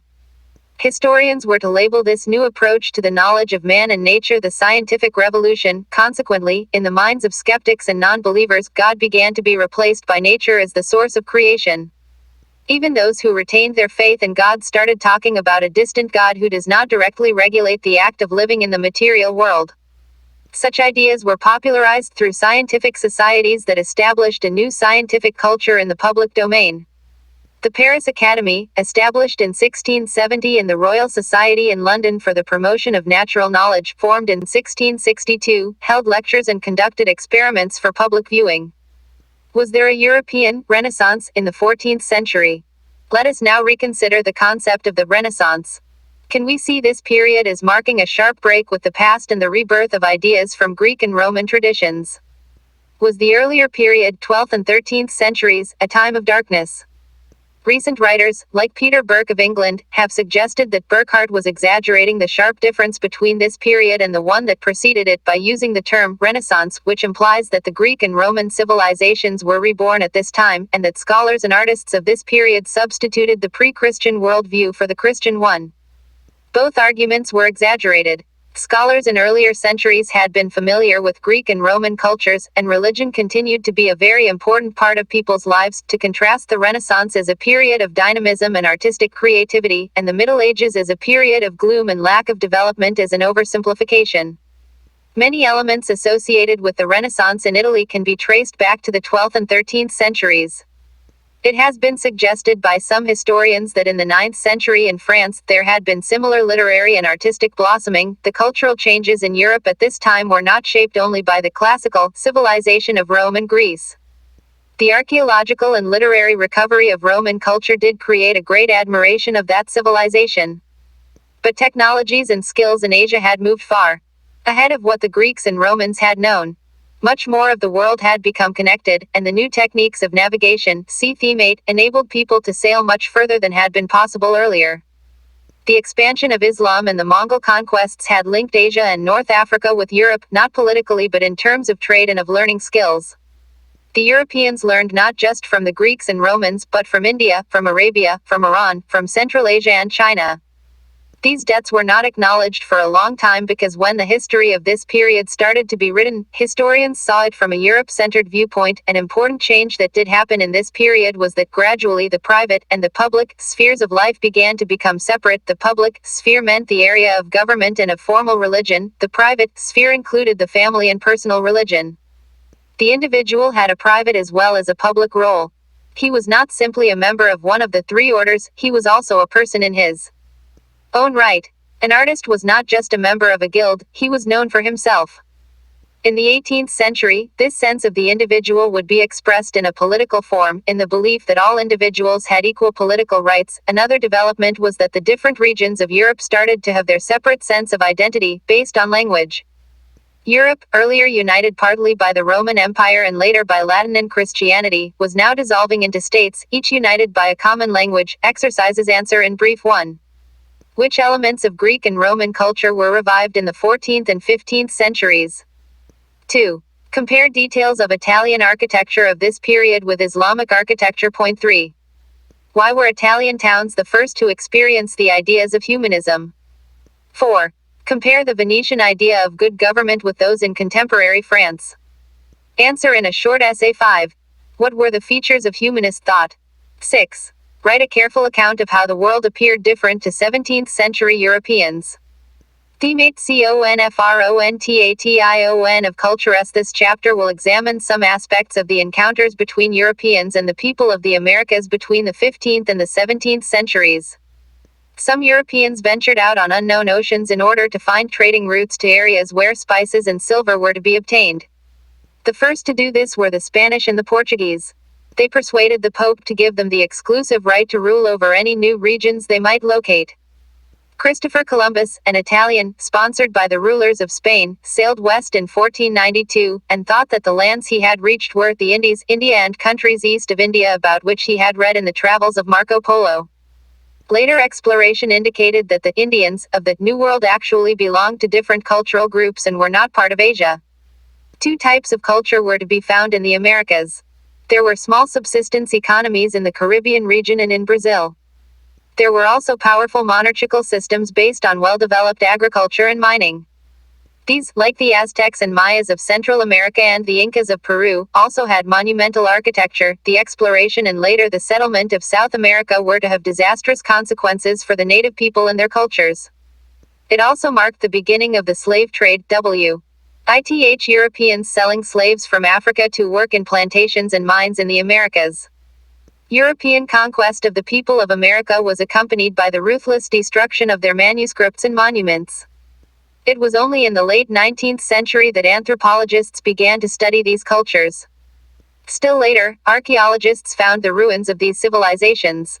The Inca city of Machu Picchu was rediscovered in 1911. Recently, photographs taken from the air have shown traces of many cities now covered by forest. By contrast, we know the European side of the encounters in great detail. The Europeans who went to the Americas kept logbooks and diaries of their journeys. There are records left by officials and Jesuit missionaries. See Theme 7. Europeans wrote about their discovery of the Americas, and when histories of the countries of America were written, these were in terms of European settlements, with little reference to the local people. People have been living in North and South America and nearby islands for thousands of years, and many migrations from Asia and from the South Sea Islands have taken place over time. South America was, and still is, in parts densely forested and mountainous, and the Amazon, the world's largest river, flows through miles of dense forest. In Mexico, in Central America, there were densely settled areas of habitation along the coast and in the plains, while elsewhere villages were scattered over forested areas. Communities of the Caribbean and Brazil Arawakian Lucaos lived on a cluster of hundreds of small islands in the Caribbean Sea, today known as the Bahamas, and the Greater Antilles. They had been expelled from the Lesser Antilles by the Caribs, a fierce tribe. In contrast to them, the Arawaks were a people who preferred negotiation to conflict. Skilled boat builders, they sailed the open sea in dugout canoes made from hollow tree trunks. They lived by hunting, fishing and agriculture, growing corn, sweet potatoes, tubers and cassava. A central cultural value was the organization of people to produce food collectively and to feed everyone in the community. They were organized under clan elders. Polygamy was common. The Arawaks were animists. As in many other societies, shamans played an important role as healers and intermediaries between this world and that of the supernatural. Animists believed that even objects regarded by modern NCE as inanimate may have life or a soul. Map 1, Central America and the Caribbean Islands. Arawaks used gold for ornaments but did not attach the value to the metal that the Europeans did. They were quite happy to exchange gold for glass beads brought by the Europeans because these seemed so much more beautiful. The art of weaving was highly developed, the hammock was one of their specialities, and one which captured the imagination of the Europeans. Activity 1. Discuss the differences between the Arawaks and the Spanish. Which of these differences would you consider most significant and why? The Arawaks were generous and were happy to collaborate with the Spanish in their search for gold. It was when Spanish policy became brutal that they were forced to resist, but this was to have disastrous consequences for them. Within 25 years of contact with the Spanish, very little remained of the Arawaks or their way of life. People called the Tupinamba lived on the east coast of South America, and in villages in the forests. The name Brazil is derived from the Brazilwood tree. They could not clear the dense forests for cultivation as they had no access to iron. But they had a healthy and plentiful supply of fruits, vegetables and fish, and so did not have to depend on agriculture. The Europeans who met them envied their happy freedom, with no king, army or church to regulate their lives. The state systems of Central and South America in contrast to the Caribbean and Brazil. There were some highly organized states in Central America. There was a generous surplus of corn, which provided the basis for the urbanized civilizations of the Aztecs, Mayas and Incas. The monumental architectural remains of these cities continue to mesmerize visitors today. The Aztecs. In the 12th century, the Aztecs had migrated from the north into the Central Valley of Mexico, named after their god Mexitli. They expanded their empire by defeating different tribes, who were forced to pay tribute. A ball court marker, with inscribed dates, Maya culture, Chiapas, 6th century, Aztec society was hierarchical. The nobility included those who were nobles by birth, priests, and others who had been awarded the rank. The hereditary nobility were a small minority who occupied the senior positions in the government, the army and the priesthood. The nobles chose from among them a supreme leader who ruled until his death. The king was regarded as the representative of the sun on earth. Warriors, priests and nobles were the most respected groups, but traders also enjoyed many privileges and often served the government as ambassadors and spies. Talented artisans, physicians and wise teachers were also respected. Since land was limited, the Aztecs undertook reclamations. They made chinampas, artificial islands, in Lake Mexico, by weaving huge reed mats and covering them with mud and plants. Between these exceptionally fertile islands, canals were constructed on which, in 1325, was built the capital city Tenochtitlan. Its palaces and pyramids rose dramatically out of the lake. Because the Aztecs were frequently engaged in war, the most impressive temples were dedicated to the gods of war and the sun. Reclamation is the conversion of wasteland into land suitable for habitation or cultivation. The empire rested on a rural base. People cultivated corn, beans, squash, pumpkins, manioc root, potatoes and other crops. Land was owned not by individuals but by clans, which also organized public construction works. Peasants, like European serfs, were attached to lands owned by the nobility and cultivated them in exchange for part of the harvest. The poor would sometimes sell their children as slaves, but this was usually only for a limited period, and slaves could buy back their freedom. The Aztecs made sure that all children went to school. Children of the nobility attended the Cameca and were trained to become military and religious leaders. All others went to the Tepechcali in their neighborhood, where they learned history, myths, religion and ceremonial songs. Boys received military training as well as training in agriculture and the trades. Girls were trained in domestic skills. In the early 16th century, the Aztec Empire was showing signs of strain. This was largely to do with discontent among recently conquered peoples who were looking for opportunities to break free from central control. The Mayan culture of Mexico developed remarkably between the 11th and 14th centuries, but in the 16th century they had less political power than the Aztecs. Corn cultivation was central to their culture, and many religious ceremonies were centered on the planting, growing and harvesting of corn. Efficient agricultural production generated surplus, which helped the ruling classes, priests and chiefs to invest in architecture and in the development of astronomy and mathematics. The Mayas devised a pictographic form of writing that has only been partially deciphered. Maya Temple, Tikal, Guatemala, 8th century. The Incas of Peru. The largest of the indigenous civilizations in South America was that of the Quechuas or Incas in Peru. In the 12th century the first Inca, Manco Capac, established his capital at Cuzco. Expansion began under the 9th Inca and at its maximum extent the Inca Empire stretched 3,000 miles from Ecuador to Chile. The empire was highly centralized, with the king representing the highest source of authority. Newly conquered tribes were absorbed effectively. Every subject was required to speak Quechua, the language of the court. Each tribe was ruled independently by a council of elders, but the tribe as a whole owed its allegiance to the ruler. At the same time, local rulers were rewarded for their military cooperation. Thus, like the Aztec Empire, the Inca Empire resembled a confederacy, with the Incas in control. There are no precise figures of the population, but it would seem that it included over 1 million people. Map 2, South America. Like the Aztecs, the Incas too were magnificent builders. They built roads through mountains from Ecuador to Chile. Their forts were built of stone slabs that were so perfectly cut that they did not require mortar. They used labor-intensive technology to carve and move stones from nearby rock falls. Masons shaped the blocks, using an effective but simple method called flaking. Many stones weighed more than 100 metric tons, but they did not have any wheeled vehicles to transport these. Labor was organized and very tightly managed. The basis of the Inca civilization was agriculture. To cope with the infertile soil conditions, they terraced hillsides and developed systems of drainage and irrigation. It has been recently pointed out that in 1500, cultivation in the Andean highlands was much greater than what it is today. The Incas grew corn and potatoes, and reared llamas for food and labor. Their weaving and pottery were of a high quality. They did not develop a system of writing. However, there was an accounting system in place, the quipu, or cords upon which knots were made to indicate specific mathematical units. Some scholars now suggest that the Incas wove a sort of code into these threads. Most visitors today wonder at the arts and skill of the Incas. However, there are some, like the Chilean poet Neruda, who thought of the hours of hard work that thousands of people must have been forced to put in. And all that to achieve such high levels of agricultural output, such remarkable architecture, and such exquisite crafts, in this difficult environment. Look at me from the depths of the earth. Tiller of fields, weaver, reticent shepherd, mason high on your treacherous scaffolding. Iceman of Andean tears. Jeweler with crushed fingers. Farmer anxious among his seedlings. Potter wasted among his clays. Bring to the cup of this new life your ancient buried sorrows. Show me your blood and your furrow. Say to me, here I was scourged. Because a gem was dull, or because the earth failed to give up in time its tithe of corn or stone. Pablo Neruda, 1904-73, The Heights of Machu Picchu, 1943. The hilltop town of Machu Picchu. It escaped the notice of the Spaniards and was therefore not destroyed.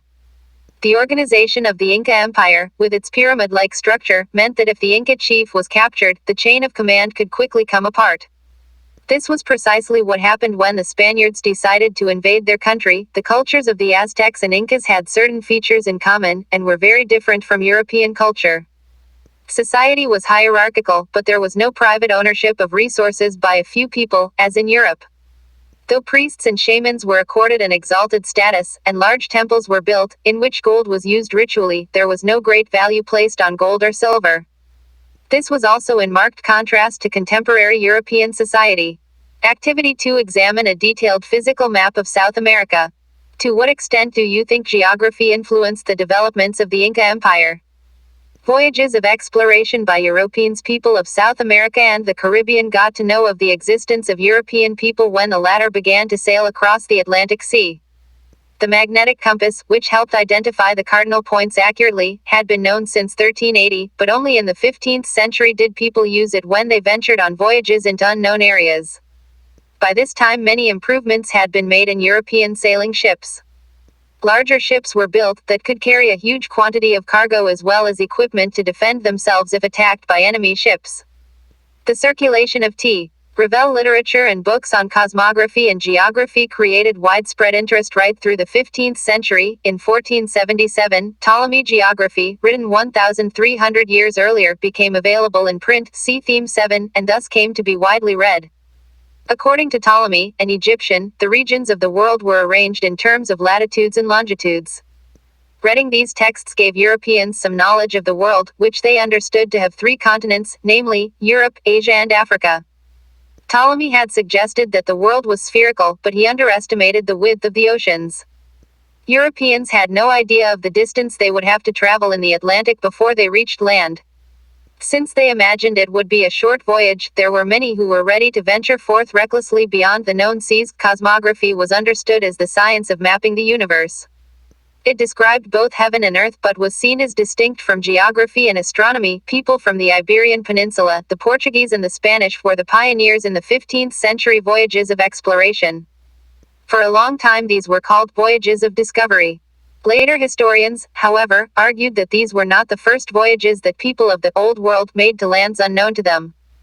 Arabs, Chinese and Indians had navigated vast stretches of ocean, and sailors from the Pacific Islands, the Polynesians and Micronesians, had made major ocean crossings. The Vikings of Norway had reached North America in the 11th century. Why were Spanish and Portuguese rulers in particular so receptive to the idea of funding a maritime quest? What produced such a passion for gold and treasure and for glory and titles? One may find the answers in a combination of three motives: economic, religious and political. The European economy went through a decline from the mid-14th to the mid-15th centuries. See Theme 6.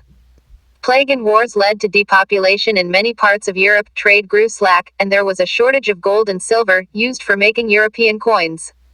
This situation was in stark contrast to the preceding period, from the 11th to the mid-14th centuries, when growing trade had supported Italian city-states and led to the accumulation of capital.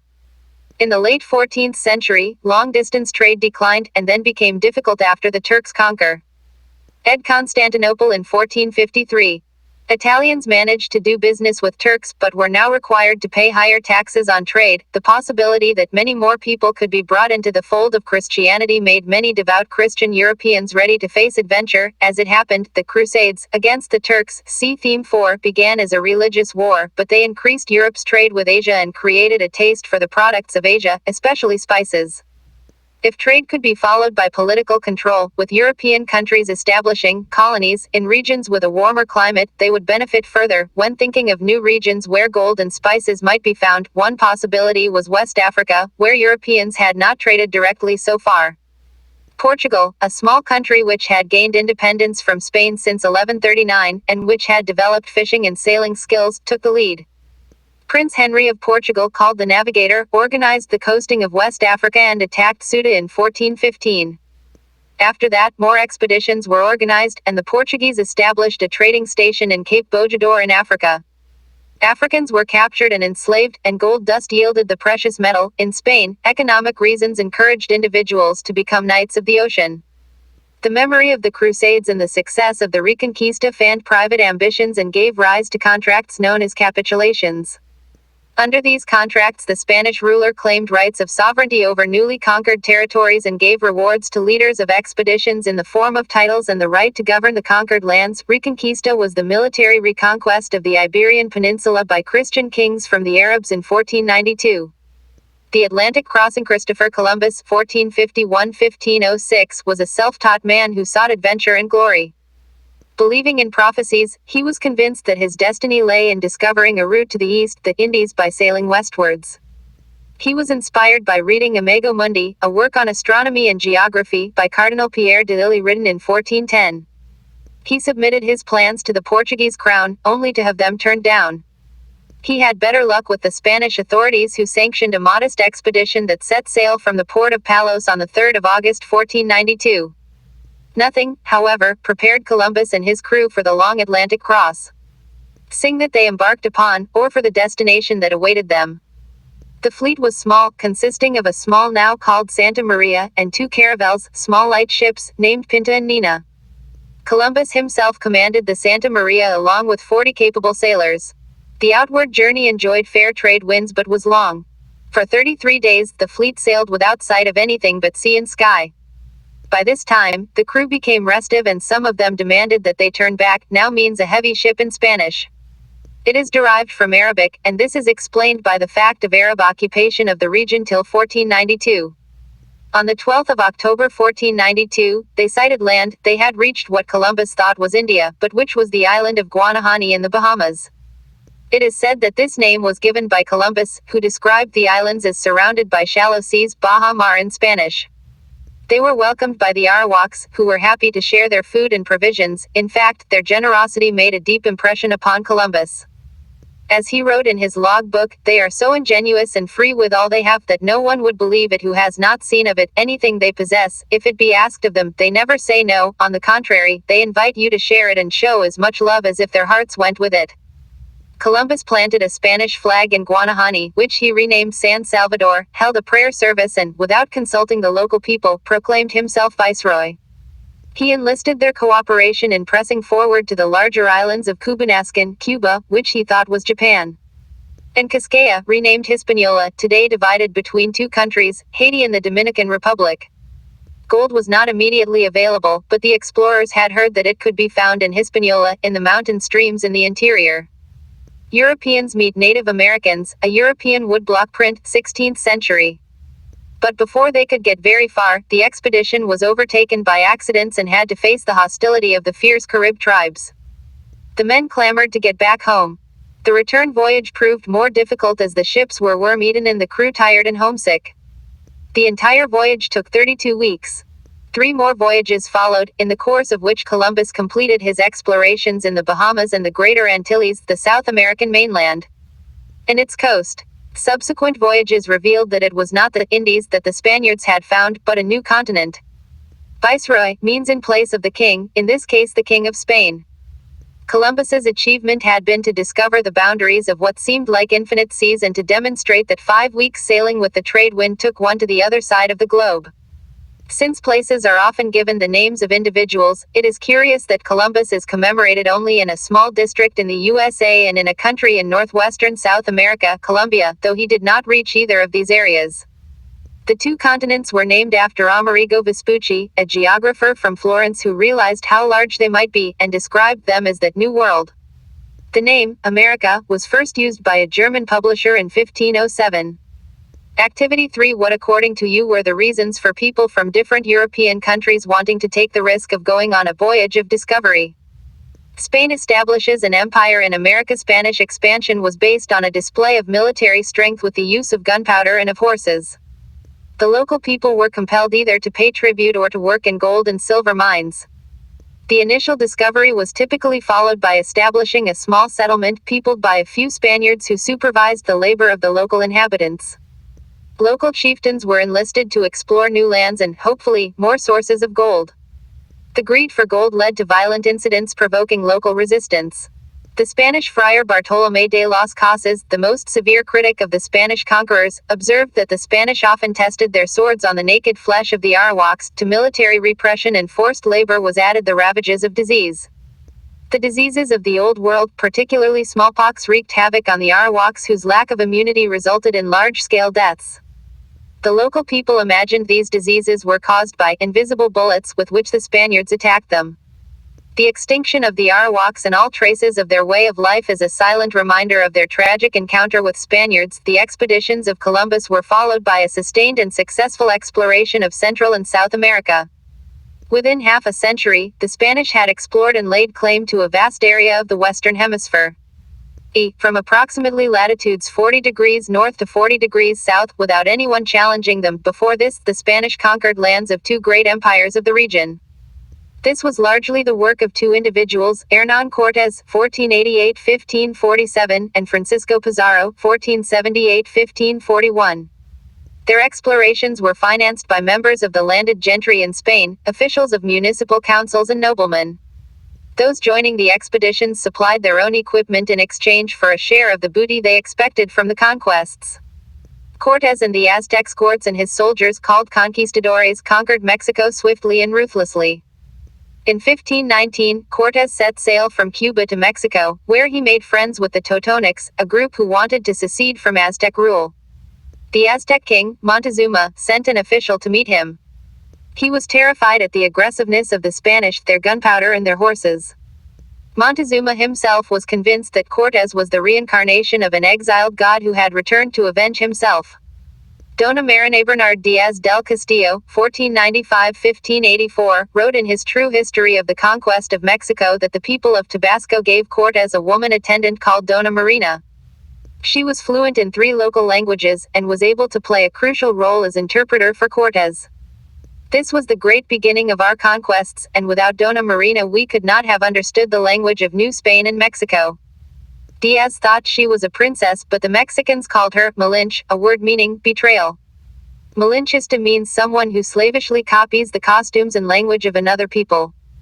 Bernard Diaz wrote, "And when we saw all those cities and villages built in the water, and other towns on dry land, and that straight and level causeway leading to Mexico City, we were astounded. These great towns and buildings rising from the water, all made of stone, seemed like an enchanted vision from the tale of Amadis. Indeed, some of our soldiers asked whether it was not a dream.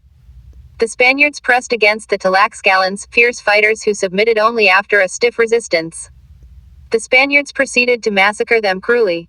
Then they marched to Tenochtitlan, which they reached on the 8th of November 1519. The invading Spaniards were dumbstruck at the sight of Tenochtitlan. It was 5 times larger than Madrid and had 100,000 inhabitants, twice the populatio. And of Seville, Spain's largest city, Cortés was cordially received by Montezuma. The Aztecs led the Spaniards into the heart of the city, where the emperor showered them with gifts.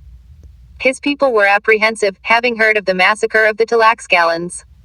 An Aztec account described the situation. It was as though Tenochtitlan had given shelter to a monster. The people of Tenochtitlan felt as if everyone had eaten stupefying mushrooms, as if they had seen something astonishing. Terror dominated everyone, as if all the world were being disemboweled. People fell into a fearful slumber. The fears of the Aztecs proved to be well-founded. Cortés, without any explanation, placed the emperor under house arrest and attempted to rule in his name. In an attempt to formalize the emperor's submission to Spain, Cortés installed Christian images in the Aztec temple. Montezuma, on his part, suggested a compromise and placed both Aztec and Christian images in the temple. Above, a European sketch of Tenochtitlan, 16th century. Below, the grand stairway that led to the temples in the center of Tenochtitlan, now a ruin in Mexico City. At this point, Cortés had to leave his deputy in charge and hurry back to Cuba. The high-handedness of the Spanish occupation and their incessant demands for gold provoked a general uprising. Alvarado ordered a massacre during the Aztec Spring Festival of Huitzilopochtli. When Cortés returned on the 25th of June 1520, he had on his hands a full-blown crisis. The causeways were cut, the bridges taken away and the net closed. The Spaniards faced acute shortages of food and drinking water. Cortés was forced to retreat. Around this time, Montezuma died under mysterious circumstances. The Aztecs continued to fight the Spaniards. 600 conquistadores and many more of their Tlaxcalan allies were killed in what is known as the Night of Tears. Cortés was forced to retreat to Tlaxcala to plan his strategy against the newly elected king, Cuauhtémoc. By then, the Aztecs were dying from the dreaded smallpox which had come with the Europeans. With just 180 soldiers and 30 horses, Cortés moved into Tenochtitlan as the Aztecs prepared for their final stand. The Aztecs thought they could see omens foretelling that their end was near, and because of this the emperor chose to give up his life. The conquest of Mexico had taken 2 years. Cortés became Captain General of New Spain in Mexico and was showered with honors by Charles V. From Mexico, the Spaniards extended their control over Guatemala, Nicaragua and the Honduras. Pizarro and the Incas. Pizarro, in contrast to Cortés, was uneducated and poor when he joined the army and found his way to the Caribbean islands in 1502. He had heard stories about the Inca kingdom as a land of silver and gold, El Dorado. He made repeated attempts to reach it from the Pacific. On one of his journeys back home, he was able to meet the Spanish king and show him beautifully designed gold jars of Inca workmanship. The king's greed was aroused, and he promised Pizarro the governorship of the Inca lands if he conquered it. Pizarro planned to follow court's method, but was disconcerted to find that the situation in the Inca Empire was different. In 1532, Atahualpa secured the throne of the Inca Empire after a civil war. Pizarro arrived on the scene and captured the king. After setting a trap for him, the king offered a room full of gold as ransom for his release, the most extravagant ransom recorded in history, but Pizarro did not honor his promise. He had the king executed, and his followers went on a looting spree. This was followed by the occupation of the country. The cruelty of the conquerors provoked an uprising in 1534 that continued for 2 years, during which time thousands died in war and due to epidemics. In another 5 years, the Spanish had located the vast silver mines in Potosi, in Upper Peru, modern Bolivia, and to work these they made the Inca people into slaves. A gold statuette of a woman, Peru. This was found in a tomb which the Spanish missed, and therefore was not melted down. Cabral and Brazil. Portuguese occupation of Brazil occurred by accident. In 1500, a grand procession of ships set out from Portugal for India, headed by Pedro Alvarez Cabral. To avoid stormy seas, he made a wide loop around West Africa, and found to his surprise that he had reached the coast of present-day Brazil. As it happened, this eastern part of South America was within the section assigned on the map to Portugal by the Pope, so they regarded it as indisputably theirs. The Portuguese were more eager to increase their trade with Western India than with Brazil, which did not promise any gold. But there was one natural resource there which they exploited: timber. The brazelwood tree, after which the Europeans named the region, produced a beautiful red dye. The natives Redel Y agreed to cut the trees and carry the logs to the ships in exchange for iron knives and saws, which they regarded as marvels. For one sickle, knife or comb, they would bring loads of hens, monkeys, parrots, honey, wax, cotton thread and whatever else these poor people had. Why do you people, French and Portuguese, come from so far away to seek wood? Don't you have wood in your country? A native asked a French priest. At the end of their discussion, he said, I can see that you are great madmen. You cross the sea and suffer great inconvenience and work so hard to accumulate riches for your children. Is the land that nourished you not sufficient to feed them too? We have fathers, mothers and children whom we love. But we are certain that after our death the land that nourished us will also feed them. We therefore rest without further cares. Activity 4. Analyze the effects of contact with the Europeans on the native people of South America. Describe their reactions to the settlers and the Jesuits. This trade in timber led to fierce battles between Portuguese and French traders. The Portuguese won because they decided to colonize the coast. In 1534, the King of Portugal divided the coast of Brazil into 14 hereditary captaincies. To the Portuguese who wanted to live there he gave land ownership rights and the right to make the local people into slaves. Many Portuguese settlers were veterans of the wars in Goa, in India, and were brutal to the local people. In the 1540s, the Portuguese began to grow sugarcane on large plantations and built mills to extract sugar, which was then sold in Europe. In this very hot and humid climate they depended on the natives to work the sugar mills. When the natives refused to do this exhausting and dreary work, the mill owners resorted to kidnapping them to work as slaves. The natives kept retreating into the forests to escape the slavers, and, as time went on, there were hardly any native villages on the coast. Instead, there were large, well-laid-out European towns. Plantation owners were then forced to turn to another source for slaves, West Africa. This was a contrast to the Spanish colonies. A large part of the population in the Aztec and Inca empires had been used to laboring in mines and fields, so the Spanish did not need to formally enslave them or to look elsewhere. For slaves, in 1549, a formal government under the Portuguese king was established, with the capital in Bahia, Salvador. From this time, Jesuits started to go out to Brazil. European settlers disliked them because they argued for humane interaction with the natives, ventured into the forests to live in villages, and sought to teach them Christianity as a joyous religion. Above all, the Jesuits strongly criticized slavery. There is no greater curse on a home or family than to be unjustly supported by the sweat of others. Any man who deprives others of their freedom, and being able to restore that freedom, does not do so, is condemned. Antonio Vieira, Jesuit priest in Brazil, 1640s. Conquest, colonies and the slave trade. What had begun as uncertain voyages came to have lasting consequences for Europe, the Americas and Africa. From the 15th century, European maritime projects produced knowledge of continuous sea passages from ocean to ocean. Before this, most of these passages had been unknown to Europeans. Some were not known to anyone. No ship had penetrated the Caribbean or the Americas. The South Atlantic was wholly unexplored. No sea-going ship had ever entered its waters, much less crossed it, or sailed from it to the Pacific or the Indian Ocean. In the late 15th and early 16th centuries, all these feats were accomplished. For Europe, the discovery of the Americas had consequences for others besides the initial voyagers.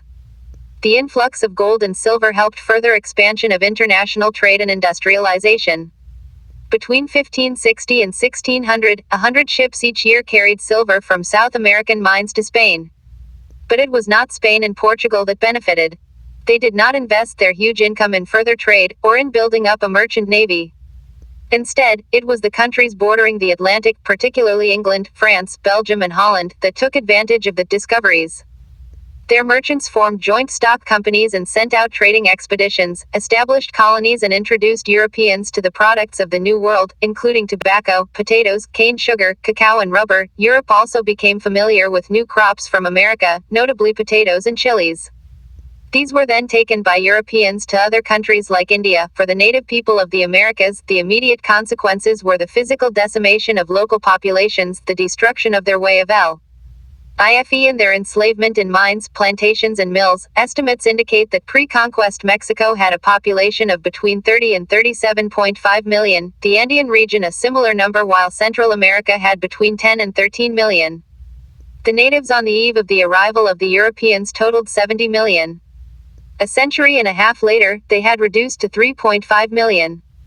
Warfare and disease were primarily responsible for this, the sudden destruction of the two major civilizations, those of the Aztecs and the Incas, in America highlights the contrasts between the two cultures in combat. Both with the Aztecs and the Incas, the nature of warfare played a crucial role in terrorizing local inhabitants psychologically and physically. The contest also revealed a fundamental difference in values. The Spanish avarice for gold and silver was incomprehensible to the natives. The capitalist system of production is one in which the means of production and distribution are owned by individuals or corporates and where competitors participate in a free market. Sketch of a typical Spanish township in South America. The enslavement of the population was a sharp reminder of the brutality of the encounter. Slavery was not a new idea, but the South American experience was new in that it accompanied the emerging capitalist system of production.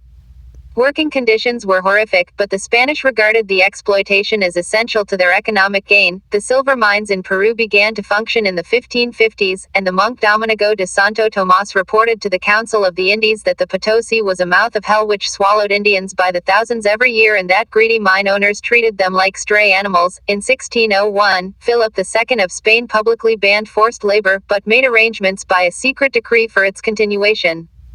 Things came to a head with the law of 1609, which gave full freedom to the local people, Christian and non-Christian alike.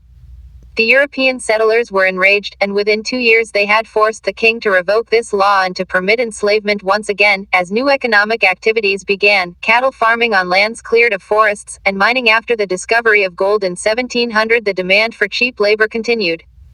It was clear that the local people would resist enslavement. The alternative was to turn to Africa.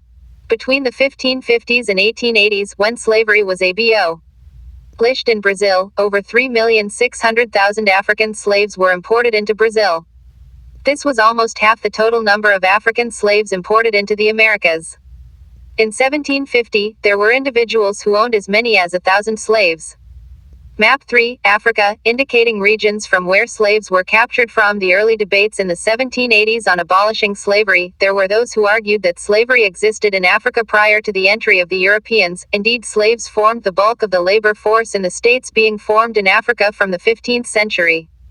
They also pointed out that European traders were helped by Africans who helped capture young men and women to be sold as slaves, in return for crops imported from South America, maize, manioc and cassava, which became their staple foods.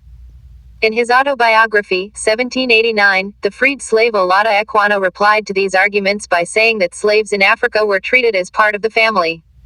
In the 1940s, in his book Capitalism and Slavery, Eric Williams was one of the first modern historians to initiate a reassessment of the suffering experienced by African slaves. Epilogue: in the early 19th century, European settlers in the South American colonies were to rebel against Spain and Portugal and become independent countries, just as in 1776 the 13 North American colonies rebelled against Britain and formed the United States of America. South America today is also called Latin America. This is because Spanish and Portuguese, two of the main languages of the continent, are part of the Latin family of languages. The inhabitants are mostly native European, called Creole, European, and African by origin. Most of them are Catholics. Their culture has many elements of native traditions mixed with European ones. Exercises. Answer in brief. 1. Compare the civilization of the Aztecs with that of the Mesopotamians. Point 2. What were the new developments helping European navigation in the 15th century? 3. Give reasons for Spain and Portugal being the first in the 15th century to venture across the Atlantic. Point 4. What new food items were transmitted from South America to the rest of the world? Answer in a short essay. 5. Write an account of the journey of an African boy of 17 captured and taken to Brazil.